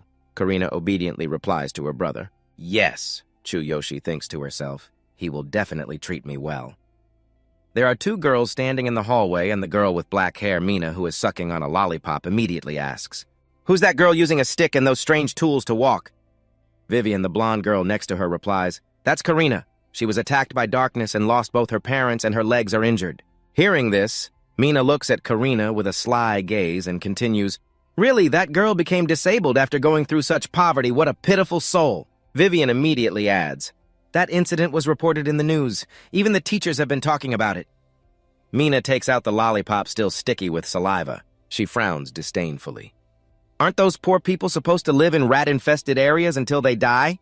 It's such a waste of money to support them. I'm so annoyed by that girl acting all innocent and naive, Vivian whispers, covering her mouth. Are you planning to bully her again? That girl is already disabled. If the school finds out, it'll be bad. "Oh, please," she says, her face full of arrogance, arms crossed, continuing, "So what if I do? Back then when I bullied her, did anyone dare to say anything? It's the same now." This toy is really interesting. Mina clasps her hands behind her back, walking while talking to Vivian. "Come on, I need to go meet my boyfriend." The scene shifts to the vice principal's office, where a voice booms, "You should thank Miss Lily. If she doesn't remember me, I won't let you come to school anymore." The vice principal sits in his chair, placing his hand on his bulging belly, continuing, "You shouldn't be so arrogant. What do you think school is?" Miss Lily, standing next to Tsuyoshi, quickly says, "I know, but he has his own reasons. I've guided him. The tuition has already been paid. I'll also help him get the necessary credits." Tsuyoshi shyly rubs his head and speaks up, "Vice principal, thank you so much." After finishing the conversation with the vice principal, the homeroom teacher and Tsuyoshi head outside. You whisper to the teacher, "I'm sorry for causing this trouble." The vice principal watches the two leave the room, then focuses on Miss Lily, who is wearing a short dress, his eyes glued to her as he strokes his chin, a sly smile spreading across his face. "In my heart, I'm plotting. I don't care about the students. I'm only interested in you. Lily, you really need someone like me." Tsuyoshi and the homeroom teacher were walking down the hallway when Lily turned to him and said she had already paid the tuition for her younger sister. "So don't worry, okay? Both of them are strong kids." When Tsuyoshi heard her say that, he replied, "I'm sorry for making you worry about us. I'll definitely pay you back." Lily waved her hand dismissively and said, "We can talk about that later. You're in your 3rd year now. Get ready for the exams. And you look happier than before." Tsuyoshi, the teacher, is really happy. Tsuyoshi turned to the homeroom teacher and said, "I've been trying my best lately. I'm sure I'll meet your expectations." At that moment, Tsuyoshi was thinking, "I'm sorry for not telling you that I'm a hero. The problem with the crazy wolf gang is still unresolved, so I have to be careful, but at least I want you to know. I'm not the same as before." Approaching the classroom door, Lily said to Tsuyoshi, "Let's hurry up and get in. We're having art class." Tsuyoshi stepped into the classroom where everyone was busy with their own work. Ignoring him from afar, a guy had his legs crossed on the desk, and seeing Tsuyoshi started mocking him, thinking he was expelled but was back here now. The guy sitting right above him, named Saryu, chimed in, "Should we drag him to the restroom again?" "Really, Vili?" Hearing that, he got even more excited. While tossing a paper ball in his hand, he said, "Of course, when he leaves. My pocket money from your protection fee will go too." Veli grinned wickedly, gathering momentum to throw something, and said, "You think I'll sympathize with your family situation? You're the one who should sympathize with those who can't go out. Karaoke and having fun like me." Saryu joined in, laughing and joking. "Exactly, Riley." The paper ball flew toward Tsuyoshi's seat, and Riley's voice echoed from behind, "Let me remind you how it feels to get hit by a paper ball." The paper ball flew toward Tsuyoshi, who didn't even turn around. He calmly caught it with one hand. Both Jelly and Saryu were a bit incredulous at the scene before them. Saryu was sweating, stammering. He caught it. Tsuyoshi sat still, finally glancing back, and said, "Jelly, meet me in the restroom." Veli seemed unable to believe what he just heard. He clenched his fists, muttering, "What did I just hear? He invited me to the restroom. That jerk dares to be rude to me. It's been a while since we met. I'll make you taste suffering." The bell rang, signaling the end of class. At the restroom door, a tall guy was blocking the entrance, chasing anyone who passed by, telling them to go somewhere else. Inside the boys' restroom, Veli was mocking Tsuyoshi. "You're picking up trash after school. I heard you're a janitor." Tsuyoshi just stood there. His fists were clenched tightly, but he still said nothing. Vili, with his hands in his pockets, smugly continued, "So where's my protection fee?" Saryu, standing behind, also extended his hand. "Hand it over." "If not..." Tsuyoshi's eyes began to shine, and he coldly spoke up, "So what?" The several guys standing there were taken aback by his response. They all froze for a few seconds, and Veli's face turned bright red. He clenched his fists and said, "Don't mess with me, I'll beat you up." Saryu and Kazama, hearing him say that, rolled up their sleeves, ready to jump in. "We've been waiting for a while, Veli. You're dead meat now." Both of them had just rushed in when Tsuyoshi caught them with his bare hands. He squeezed Kazama and Saryu's arms tightly, their faces contorted, thinking what incredible strength Tsuyoshi was just holding these two. In his mind, he also thought, "I've become this strong." He didn't even feel scared anymore. The old him didn't have the courage to protect himself, but he was different now. The system information appeared level 6 warrior class equipped with dark gear. Black Cold Light Sword, Thunderstrike skill, Auxiliary skill, Heavenly Shock Force, Combat Power 8800. Tsuyoshi immediately activated his Divine Eye to look at the two in front of him. Information about all three appeared before his eyes. Their class and combat power were not a threat. Saryu couldn't pull his hands back. He shouted, "Let go!" Tsuyoshi followed his command and immediately released his grip instead, swinging his leg to kick, sending both flying away. Veli stood there seeing her two underlings. In just a moment, they had collapsed on the floor, their foreheads beaded with sweat. He was thinking, what the hell is going on? He remembered the time when everyone ganged up to bully him. Tsuyoshi then thought, why was that weak Tsuyoshi? Suddenly, he looked at Tsuyoshi standing in front of him, feeling like he had become a completely different person. Just then, the guy outside pushed the door and shouted, "Rally, the boss is here, let's go!" Rally had no choice but to turn around and help the two stand up and leave. Before leaving, Jelly shot Tsuyoshi a furious and unwilling glance. Tsuyoshi watched the group leave the restroom, thinking to himself. That look seemed to say he was kicked out. Luckily, I held back. If I had used all my strength to kick, they would have been dead. Transitioning to Karina's classroom, she was sitting at her desk talking to her friend. "Sorry for causing you trouble, Haru," her friend replied. "It's okay, just call me if you need anything." Haru turned to hand Karina a notebook when suddenly someone came over, shoved Haru aside, and said, "Get out of the way, I have business with this girl." Mina just hit Haru on the head, leaving the girl to clutch her head.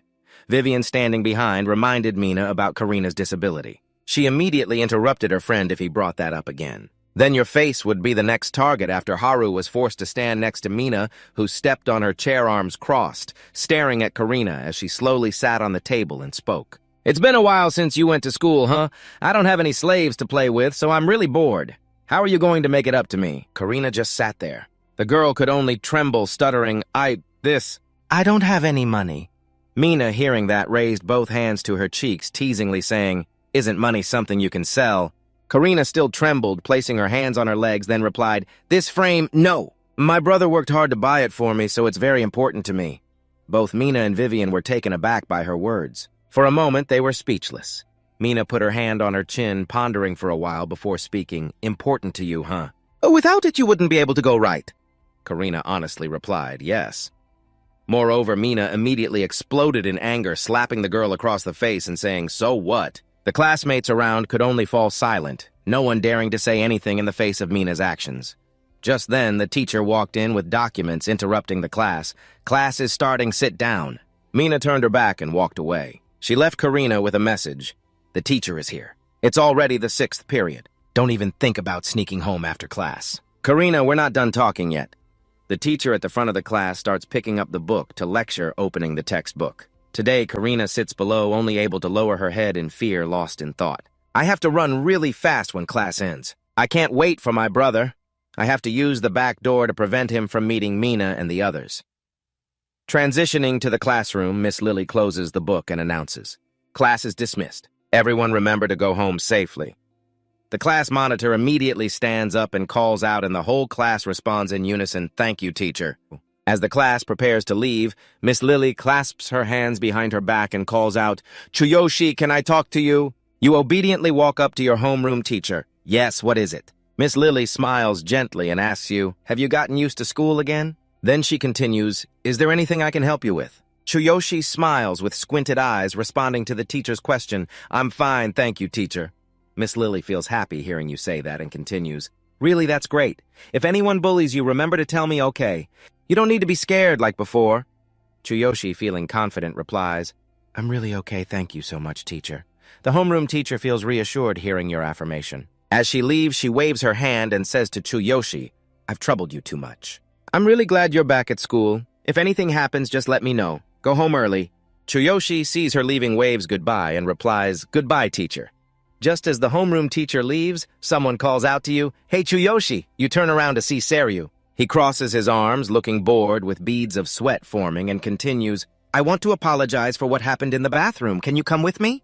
Let's talk somewhere else." Tsuyoshi slings his bag over his shoulder and follows him out into the hallway, asking as they walk, "Where to?" Seryu nervously replies, "Just over there.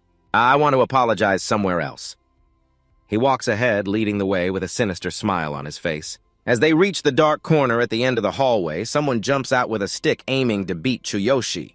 Seryu ducks to avoid the blow, smiling wickedly, saying, "Really? Don't go too far." Tsuyoshi immediately raises his hands to shield himself from the attacks of the group in front of him, activating his superhuman body system, focusing 30% of his strength into his arms. Seryu, lying on the floor, sees the wooden stick hitting Tsuyoshi, which shatters into pieces. He stammers, "No way, he blocked it."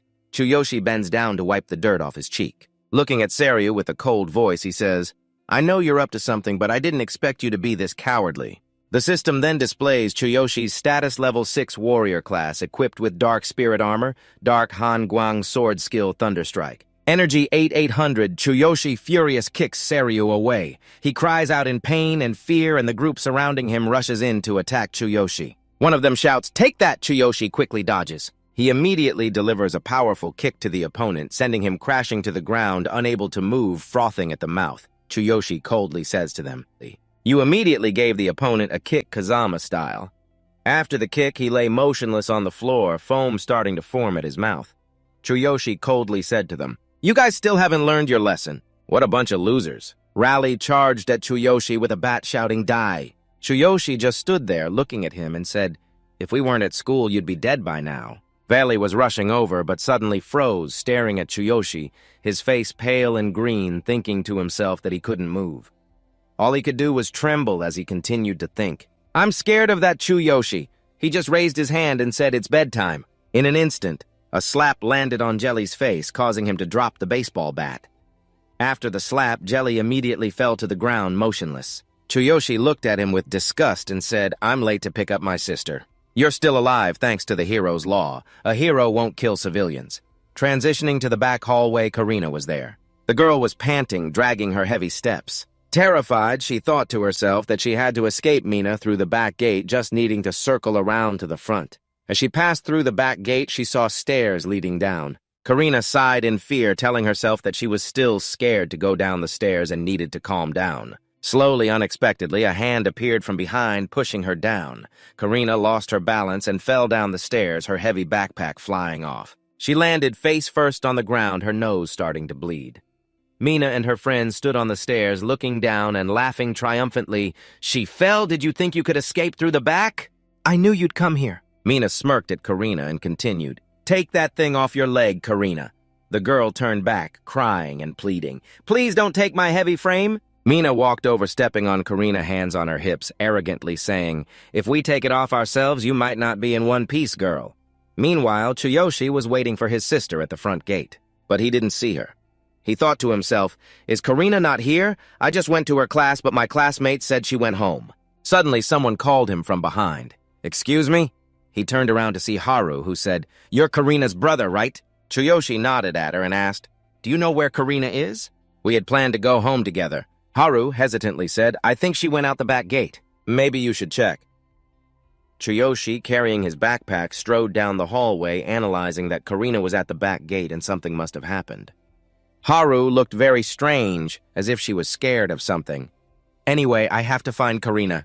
He walked through the long hallway to the front stairs, thinking again. To get to the back gate, I have to go down these stairs. Karina really came here. Suddenly, something caught Tsuyoshi's eye, leaving him speechless. The scene before him showed Karina kneeling on the ground, her clothes covered in blood and wounds. Tsuyoshi immediately rushed to his sister without saying anything. Seeing her brother, Karina lifted a strand of hair and forced a smile, asking, Why are you here? Tsuyoshi remained silent. He immediately activated his divine eye system, targeting Karina, analyzing her wounds. Karina still tried to smile foolishly, lying. Tsuyoshi remained silent. You immediately activated the target's divine eye system to analyze Karina's injuries. Karina still tried to smile foolishly and lied.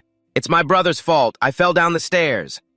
But her words couldn't escape Tsuyoshi's keen eyes, and he immediately noticed the bruise on her forehead from being punched. There were bruises from being slapped multiple times on her cheeks, bruises from being pinched on her arms, internal injuries from being kicked in the stomach, and bruises from being kicked in the waist. The system concluded that there were many bruises on the target's body. Tsuyoshi clenched his fists tightly, softly, saying to Karina, You fell, that must hurt a lot. Thinking of the scene where his sister was bullied, Tsuyoshi's heart sank. Karina forced a smile, brushed her hair, and continued, I'm so clumsy that I can't even go down the stairs. The frame broke. I'm sorry. Tsuyoshi still said nothing to the girl. He just sat down quietly, packing up his sister's backpack. Karina continued, I don't want to cause trouble for you, big brother. But the frame broke and I can't get up. After packing up his sister's bag, Tsuyoshi set it aside. He looked at Karina and smiled, saying, We're family, right? There's no such thing as a burden. Falling down here must hurt you a lot. The girl immediately took her brother's hand, denying it. No, I'm fine, don't worry. Karina then looked down at her leg, staring at the frame, and asked, "Big brother, what about this frame? Is it broken?" Tsuyoshi gently replied to his sister, "It's still fine." Hearing that, Karina sighed in relief. Thank goodness. Tsuyoshi carried the girl on his back and left. "All right, let's go home." The sky was a fiery red as the sunlight shone down in the late afternoon, and the two siblings walked down the road. Tsuyoshi carried his sister on his back and said to her, "Do you remember, Karina, that day I also carried you like this? I can feel how much you've grown." That was a long time ago. Karina gently wrapped her arms around her brother's neck and softly said yes, but it felt like just yesterday since that day. "We've always been together," Tsuyoshi heard his sister say, and he nodded slightly before continuing. "You're the only family I have since that day. I want to be stronger to protect you. Back then I had no strength, but now I'm a hero. I won't let you go through that again." Karina was silent for a moment before saying to Tsuyoshi, "I know you always try for me. That's why I don't want to be a burden to you." Tsuyoshi suddenly stopped and set her down. He said to his sister, "You're saying that again? We're family. Wait here for a moment. I'll be right back." Karina didn't know where her brother was going, but she still listened and asked, "Where are you going?" Tsuyoshi slung his bag over his shoulder, glanced at Karina sitting there, and said, "I forgot something, so I have to go get it." Karina asked again, but her brother didn't respond. "I forgot something." Tsuyoshi adjusted his tie and then left. Outside a classroom, laughter and joy echoed from inside. "That little brat is trying to protect her foot, so she's really annoying," Mina's group said with her lounging on the desk. "But I can't see that thing on her foot. It's driving me crazy." "We could sell them for money. Next time we'll steal it." The blonde guy sitting in front was Mina's boyfriend Billy from Class 3-6. Hearing this, he asked, "Can we really sell it?" "Don't worry, I'll get it tomorrow." Vivian rested one hand on her hip, looked at the lollipop in her hand, and said, "I heard that her brother Tsuyoshi just came back to school. Is he okay?" "I heard that guy dropped out to work as a laborer." Mina, hearing this, brushed her hair back and scoffed. "A laborer turns out he's just a trashy guy, a cripple, and a bottom feeder. Just sharing a school with them makes me feel ashamed. I hope they get expelled." Vivian brought the candy to her mouth and continued, "Karina was really popular before her leg got hurt. There are a lot of boys in my class who like that cute girl. She's smart and knows how to dress." Billy heard that. He rested his chin on his hand, his eyes full of anticipation, saying, "She's cute and knows how to dress. He also wants to meet that girl." Mina frowned at her boyfriend, warning him, "You dare say that in front of me?" Billy immediately stood up, leaning towards his girlfriend, and said, "Don't be mad, I didn't mean anything by it." Mina looked into his eyes and continued, "So tomorrow after we steal her frame, we can sell it to make some money and go out." Billy immediately replied, "Sure thing. Just a weak girl, that's easy." But they didn't know that Tsuyoshi had been standing outside the classroom, hands in his pockets, listening to their conversation for a while. As soon as Billy finished speaking, Yoshi turned around, holding his bag with one hand, walking into the classroom. Seeing someone come in, all three of them looked on in confusion. Billy immediately raised an eyebrow and said, "Who dares to enter this room?" Tsuyoshi stood in front of them, speaking clearly. "So it was you guys who hurt Karina and she said she fell down the stairs." Vivian heard that and chimed in, guessing. "He's Karina's brother, but how—" Mina still didn't realize she had messed with someone she shouldn't have. She smirked and said, "You want to take revenge for your sister, huh? He came at the wrong time, didn't he?" Billy raised his hand to crack his knuckles and said, "Tsuyoshi, you trash!" His fingers intertwined, his voice carrying authority. "You're just a little punk, haven't you heard of me, the great Billy? Mina just played a few games with your sister." Tsuyoshi remained still, calmly saying, "So you guys pushed an injured girl down the stairs, huh?" Billy walked up to Tsuyoshi, pretending to clean his ears as if he didn't hear anything. Pointing at Tsuyoshi, he said, "Hey, Trash, what do you have to say? You want to apologize?" Mina was still lounging on the table, adding, "We should make this guy understand the situation." Billy then put on a fierce face, glaring at Tsuyoshi, continuing, "How dare a trash like you waste our time?" Before he could finish, Tsuyoshi grabbed his finger and bent it back. Billy looked at his crooked finger. He screamed in agony, "My finger! How dare you, you bastard!" Both Mina and Vivian were wide-eyed in shock, exclaiming in unison, "What just happened?" Tsuyoshi stepped back slowly, closing the classroom door, warning, "Not just you, I won't let anyone escape." Tsuyoshi's eyes immediately turned red. He activated Hero Mode Level 6 Class Warrior equipped with Dark Spirit Gear, Dark Ice Sword Skill, Thunderstorm Second Skill, Celestial Shock. Combat Power 8,800. Tsuyoshi immediately used Divine Sight on the three people in front of him. The result was none of them had a class, no combat ability, no threat. Nina finally realized she was scared. Stammering, she shouted, "What are you doing?" Tsuyoshi casually placed his backpack on the table and said, I thought you were a hero because you were so arrogant, but it turns out you're just aimlessly causing trouble. Billy was still holding his injured hand from earlier, sweating profusely, his voice full of anger. You bastard my finger! Mina knelt beside him, asking at him. Billy, are you okay? Billy still growled, Do you know who my dad is? Vivian was also scared, but she crossed her arms defiantly, asking again, You're Tsuyoshi, right, Karina's brother? I admire you for having the courage to come here alone. She frowned in annoyance, continuing, We're not heroes, but we're not people you can mess with. As soon as she finished speaking, Tsuyoshi swung his hand and slapped her hard, sending her flying. The candy in her hand shattered after his slap. Vivian fell, and Tsuyoshi spoke again. You think I wouldn't dare hit a woman? Tsuyoshi swung his hand and slapped hard, sending the candy flying and breaking into pieces. After the slap, Vivian fell back, and Tsuyoshi spoke up. You think I wouldn't dare hit a woman? Mina felt an overwhelming fear at the sight. And deep down she thought Vivian Billy was also biting her lip in fear, her uncle trembling with every breath. Billy was thinking quickly. Even the gym students didn't move that fast. What on earth was happening? Mina saw her friend huddled in a corner and shouted, Vivian? Billy Pale still tried to raise her voice to say it again as Tsuyoshi leaned down, pressing his face close to Mina. This made her scared, and she flinched away as he spoke to her. I don't see you and that girl as women, Billy continued to shout, threatening. Don't you get it? My dad. Before he could finish, Tsuyoshi punched him, knocking out a few of his teeth. He cursed, I'll deal with your dad later. Shut your mouth. Nina saw her boyfriend getting knocked out like that. She panicked and screamed, Billy! Before she could say anything more, Tsuyoshi grabbed her by the throat. Tsuyoshi lifted her high. Mina struggled to breathe as he pressed her against the wall near the window. Terrified, she grabbed his hand. Wait, let me go! Tsuyoshi raised a finger to his lips, signaling her to be quiet, then said to her, From what I've heard over there, you're the one who came up with the idea to bully Karina, right? His eyes were filled with rage as he continued. Now listen closely, this is the brother of that girl. I will never forgive what you did to her. His grip tightened around Mina's throat, making it hard for her to breathe. Tsuyoshi spoke each word with intense anger, continuing to warn her. From now on, stay away from Karina.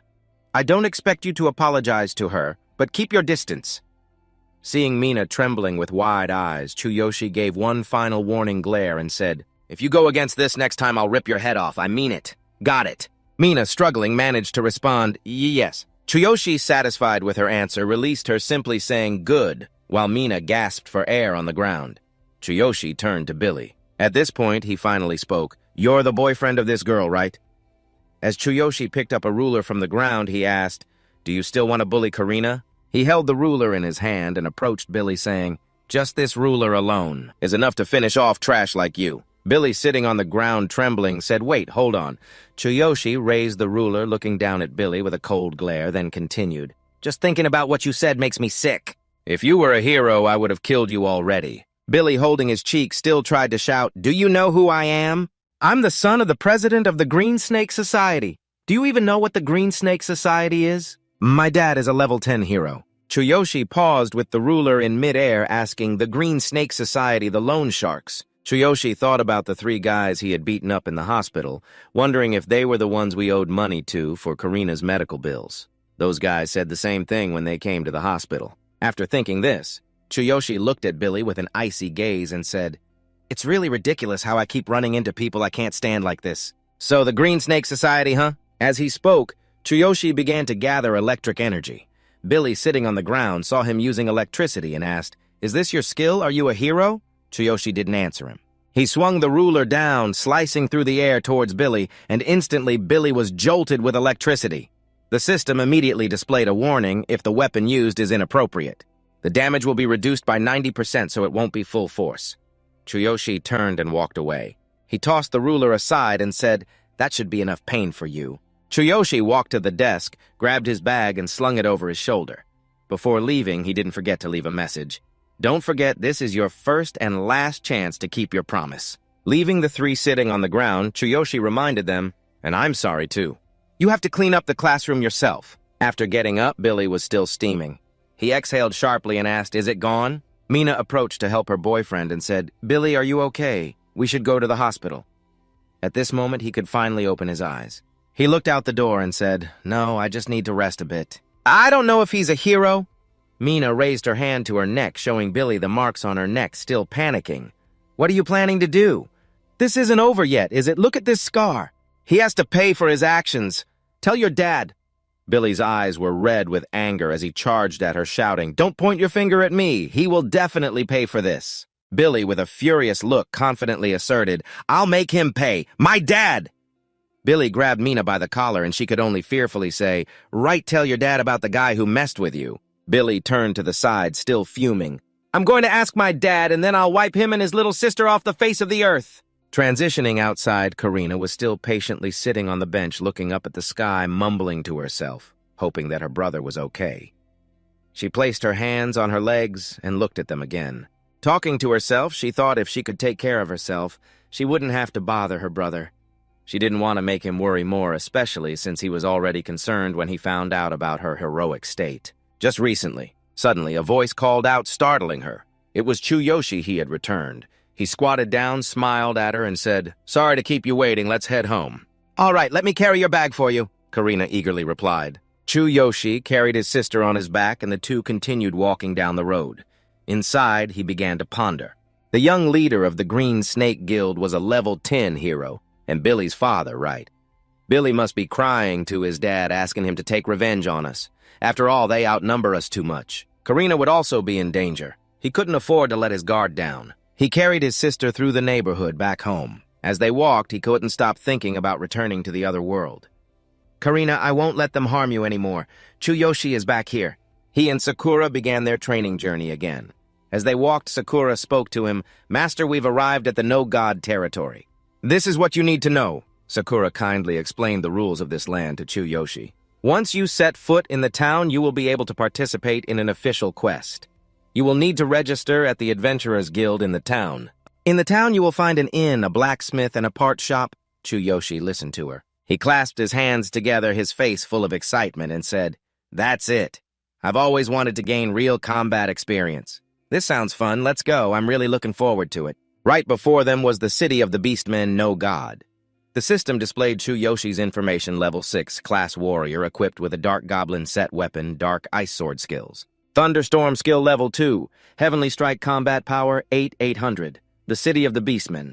No God, Tsuyoshi, and Sakura quickly entered the bustling town. Tsuyoshi couldn't help but exclaim how amazing it was to discover so many different beast tribes. Sakura, walking right behind her, covered her mouth with her hand and laughed, observing that there were quite a few rare tribes here, each with their own unique characteristics. Tsuyoshi looked around for a while. Something caught his eye in front of him, and Tsuyoshi placed his hands on his hips and spoke up. He saw two humans standing not far away, and Tsuyoshi continued, "Those humans look like adventurers." Sakura quickly noticed the two of them as well. She immediately asked, "Do they look like people from your world, Master? In a big city with an adventurers guild, there are many different races. There are also rules that we should avoid getting involved in dangerous fights outside the arena, but still, Norton is also a city of beastmen after all, so of course we'll meet a lot of beastmen here." Sakura, still walking behind, raised her hand to her cheek shyly and continued, "Although the proud elf tribe and the noble beastmen are quite rare here." Tsuyoshi, hearing her say that, replied, "I get it. It's really interesting. This is the first time I've met humans like me since coming here. I can feel the connection between us." Just as he finished speaking, Sakura realized she could no longer see Tsuyoshi. She looked up and saw him running towards the two people in front of them. Tsuyoshi quickly approached to greet them. "Hello!" Sakura reached out to try to stop him, but it was too late. "Master, you can't just—" Suddenly, the two people in front noticed Tsuyoshi. They immediately became alert. The person in the tightly wrapped green cloak drew a knife and asked, "Who are you?" The girl in the red outfit added, "Don't come near us." Tsuyoshi, seeing their reaction, asked in confusion, "Is there a rule about greetings here?" Sakura quickly stepped in front of Tsuyoshi, raising her hand to calm the situation, and said to them, "This is a misunderstanding." The two on the other side were startled and both whispered to each other, feeling uneasy. The two then walked away, not looking pleased. The girl in the red outfit muttered as she left, "What the heck was that?" After the two left, Tsuyoshi and Sakura quickly continued on their way. Sakura explained as they walked, "It seems you can't just strike up a conversation with the adventurers around here in this city. You'll only make them wary. Most adventurers, especially humans, are very cautious about everything around them." Tsuyoshi rubbed his head and replied, "I see. This world has quite a few rules, huh?" He noticed the beastmen passing by were all looking at the two of them and feeling a bit strange. He spoke up, It seems like people around here are talking about something. Yeah. Sakura just bowed her head in silence, not saying anything. The gazes of the beastmen kept staring at the two of them, and Sakura could only lean closer to Tsuyoshi and whisper to him. I'm sorry, it's because I'm a half-beast. The beastmen really hate mixed blood. We're just here to register at the Adventurers Guild. Tsuyoshi, hearing her say that, rubbed the back of his neck and quietly said, It's better if they just leave us alone. Tsuyoshi didn't care how many pairs of eyes were watching them. He smiled and reached out to Sakura, saying, Discrimination exists everywhere, so don't worry too much about it. Hearing him encourage her like that, Sakura mustered up her courage, took Tsuyoshi's hand, and replied, Okay. The two of them wandered around for a while. This place felt like it had stepped out of a story. Finally, they stopped. In front of a house, a sign for the guild hung above. Tsuyoshi looked at the sign in front of him and said, Just like in a game or anime. Sakura, standing behind, reminded him, Master. In front of a house, a sign for the guild hung above. Tsuyoshi looked at the board in front of him and spoke, Just like in the game and anime, and there it was the quest board. Sakura reminded him from behind, Master. We won't be able to take on any quests if we haven't registered yet. You two go inside the house immediately. Standing in front of the receptionist, Sakura cheerfully said, We're here to register as adventurers. The person opposite, holding a lit pipe, replied, A party consisting of one beastman and one human. Oh, interesting, the cat beast woman said. Her name is Miko, and she asked, Which of you wants to register? Tsuyoshi heard that. He raised his hand to scratch his head and said, It's me, unlike the others who were staring at us from outside. Miko took out a registration form, placed it on the counter, and while handing it to Tsuyoshi, she said, I've seen countless adventurers before, so this isn't anything new to me. Just write your information down here. Your name and profession will be recorded and shared with all the adventurers' guilds. Next time, you can take on quests even at other branches. Tsuyoshi held the registration form in his hands, feeling a bit nervous, and asked, We're writing an official document, right? Sakura placed her hand on his shoulder and reminded him, What's important now isn't the document, but your application. If you don't finish it, you won't be able to get an adventurer's badge. Hearing this, Tsuyoshi happily asked, An adventurer's badge. Miko, standing at the counter, presented a badge and explained, Yes, this proves your identity as an adventurer. This is one of the lowest ranks. The higher the badge rank, the more benefits and rewards you get, so try to gain as much experience as you can starting from the lowest rank. The badge will start from bronze, then to silver, and finally gold. But there are only a few gold-ranked adventurers hanging around the guild. Those strong adventurers usually only take quests from the wealthy. Tsuyoshi held the badge in his hand, noticing it was only level 6, and said, The lowest level badge doesn't mean much. Miko, hearing him, explained, When you receive a badge, your level will be automatically determined. You can also hide your level with the badge. Tsuyoshi looked up and saw his rank displayed above his head. He asked, Wow, how do I do that? Sakura, standing beside him with her hands clasped behind her back, said, Let me tell you, you're connecting with your badge as an adventurer. You just need to think about it, and you can hide it. But you have to remember how to do that. Tsuyoshi took the badge out of the box, held it in his hand, closed his eyes, and connected with the badge, thinking, Is it just by thinking? Thanks to the divine selection system, this is as easy as pie. Miko, seeing that he had hidden his level, was very surprised and exclaimed, It's rare to see someone succeed on the first try. That method is usually considered quite difficult for newcomers. Suddenly, 2 large beastmen entered the guild, and as soon as they came in, they aggressively shoved Tsuyoshi aside. The one in front, with a rough voice, said, Get out of the way, trash. The one behind was carrying something on his back. He immediately threw it onto the counter and said, We're here to report on our quest progress. The tall guy with a tuft of black hair introduced himself as Glum Joe. He leaned against the counter and asked, Are there any other quests any side jobs would do? He leaned in close to Miko and said to her, If not, how about grabbing a drink? It's on me. Miko, calmly holding her pipe, declined. Sorry, I'm busy. She handed over a quest request and continued, There's an urgent request here. Although the reward is quite high, the difficulty is also high. The requester wants to commission an adventurer. The lowest level is 15. Can you handle it? Both of them were taken aback and hesitantly asked, Isn't there one around level 10? The one next to him, Schoolmore, also chimed in, What exactly is this quest? Miko immediately said, Tell them that a large number of dark carnivorous creatures are causing trouble for the farmers, and a team of 3 has also taken on this commission. But they were severely injured and one of them is still missing, Nico added. Their levels are also higher than yours, Bloom. Hearing this, sweat dripped down Bloom's forehead. He continued, "Dark carnivorous creatures at level 10 and in a pack too?" Schoolmore slapped his hand on the counter and said, "Forget it.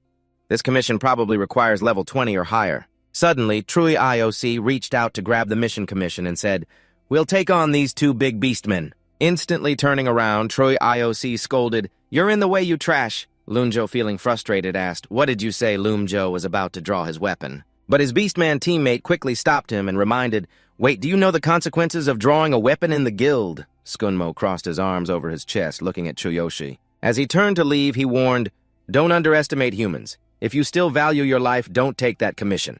Lunjo beside him also spoke up, "You just registered right. Aren't you afraid of monsters?" Tsuyoshi didn't respond to them. He just said, "If you can't do it, then shut up. Or do you want to test my fighting ability in the arena?" As soon as he finished speaking, Tsuyoshi clenched his fists, the veins immediately bulging. The system notification activated superhuman body, Tsuyoshi thought to himself. With the help of the divine selection system, he could fight a level 9 beastman in a one-on-one match. Tsukunmo saw him so arrogant. He looked down from above and said, "You should know your place. No matter how strong you are, we've gained a lot of experience from our missions. Your badge still looks new, huh? You'll become a joke if the client rejects you." Miko, who had been standing at the counter, spoke up to ease the atmosphere. "Your courage is commendable, kid, but they have a point. With your current rank, you might get rejected by the client." Hearing this, Tsukunmo became even more pleased and laughed loudly. "Did you hear that trash start from the bottom? The task of catching lost dogs would suit you better." At this moment, Sakura turned around and declared to them, "No, we will take this commission." Everyone in the room was stunned when they heard her. Lunjo noticed that Sakura was a beastman and said, "Your teammate is a mixed blood. Do you really have what it takes to do this?" Sakura immediately raised her badge for everyone to see and coldly said, "This gold-level badge is enough to prove it, isn't it?" The two beastmen were shocked to see her holding the highest-level badge, both exclaiming, "Gold-level badge?" Tsuyoshi was also taken aback by the badge in her hand. He looked at her with admiration, thinking, "Does this little cat-eared girl really have a gold-level badge?" Miko, standing at the counter, called out, "You should have said that from the beginning." Satisfied, she raised her pipe and smiled, saying, "I will entrust this commission to you. I bet the client will be very pleased." After seeing this, the two beastmen could only quietly walk away. Tsuyoshi, standing behind, mocked, "So now you guys are running away, huh?" Tsuyoshi stood behind, mocking, "So now you guys are running away, huh?" Sakura walked over, smiled at Tsuyoshi, and said, "This quest will help speed up your upgrade, my lord." Tsuyoshi shyly touched the back of his neck and replied, "That's right, let's do it." Miko listened to their conversation and couldn't help but wonder why a gold-level adventurer would call a kid my lord. Who is this boy anyway? What an interesting team, thought Sakura, as she and Tsuyoshi grabbed the quest and set off. Looking at the quest details, she said, "The farm where the dark carnivorous creatures are rampaging must be around here. They must be nearby." As Tsuyoshi walked, he turned to Sakura and said, "I didn't know you had a gold badge, Sakura." Hearing this, Sakura felt a bit shy and blushed before starting to explain. "Oh yes, I joined the Adventurers Guild when I was little. I've participated in many missions and quests with different teams. Then I realized I met the requirements to upgrade to gold level, so I exchanged and upgraded my badge. Is that strange?" Tsuyoshi looked at her, smiling gently, thinking to himself, "She's been active in the guild since she was a child. She must have gone through a lot." He then said to her, "No, you're quite impressive, Sakura." Sakura blushed at this and softly replied, "Thank you, sir." The two were walking when they suddenly stopped, looking at the village shrouded in dark smoke. In unison, they both said, "Looks like we've arrived." Sakura observed the scene of the village before her and spoke, "Our opponent seems strong." The sky was overcast, and surrounding the village were level 10 monsters scattered everywhere. Tsuyoshi and Sakura stood behind the iron gate watching the scene. Inside, Sakura spoke up, "A horde of dark monsters. I wonder how many people are left in there." Tsuyoshi nodded in agreement and continued, "It looks terrifying." Sakura, sitting near the gate, looked up at Tsuyoshi and said, "After all, they are dark monsters. They will corrupt all living beings, driving them insane and making them stronger. Low-level creatures might even lose their minds, just like those dark goblins that turn into slimes, becoming dark monsters." Tsuyoshi looked at the moving monsters inside. "So they were once slimes? No wonder they look so slimy. So these carnivorous dark monsters are just dark slimes. They are dangerous because only lightning elemental attacks work on them." Tsuyoshi lowered his head, looking at Sakura, and smiled as he shared his idea. "Then lightning is definitely the best choice." Tsuyoshi immediately entered a battle stance and began generating electric sparks, saying to Sakura, "Let's charge in. You just stand back and watch like always." As Tsuyoshi unleashed his power, he thought about the weapon he had brought to have a chance to upgrade it. His status display showed he was level 6, a warrior class equipped with a fox set. Weapon Black Ice Sword, skills none. Secondary skill Celestial Strike, combat power 8,800. As Tsuyoshi unleashed his power, he thought to himself that he had brought weapons to have a chance to upgrade them. The system displayed his status level 6 class warrior equipped with a fox set. Weapon Dark Ice Sword, skill none. Secondary skill Heavenly Strike, combat power 8,800.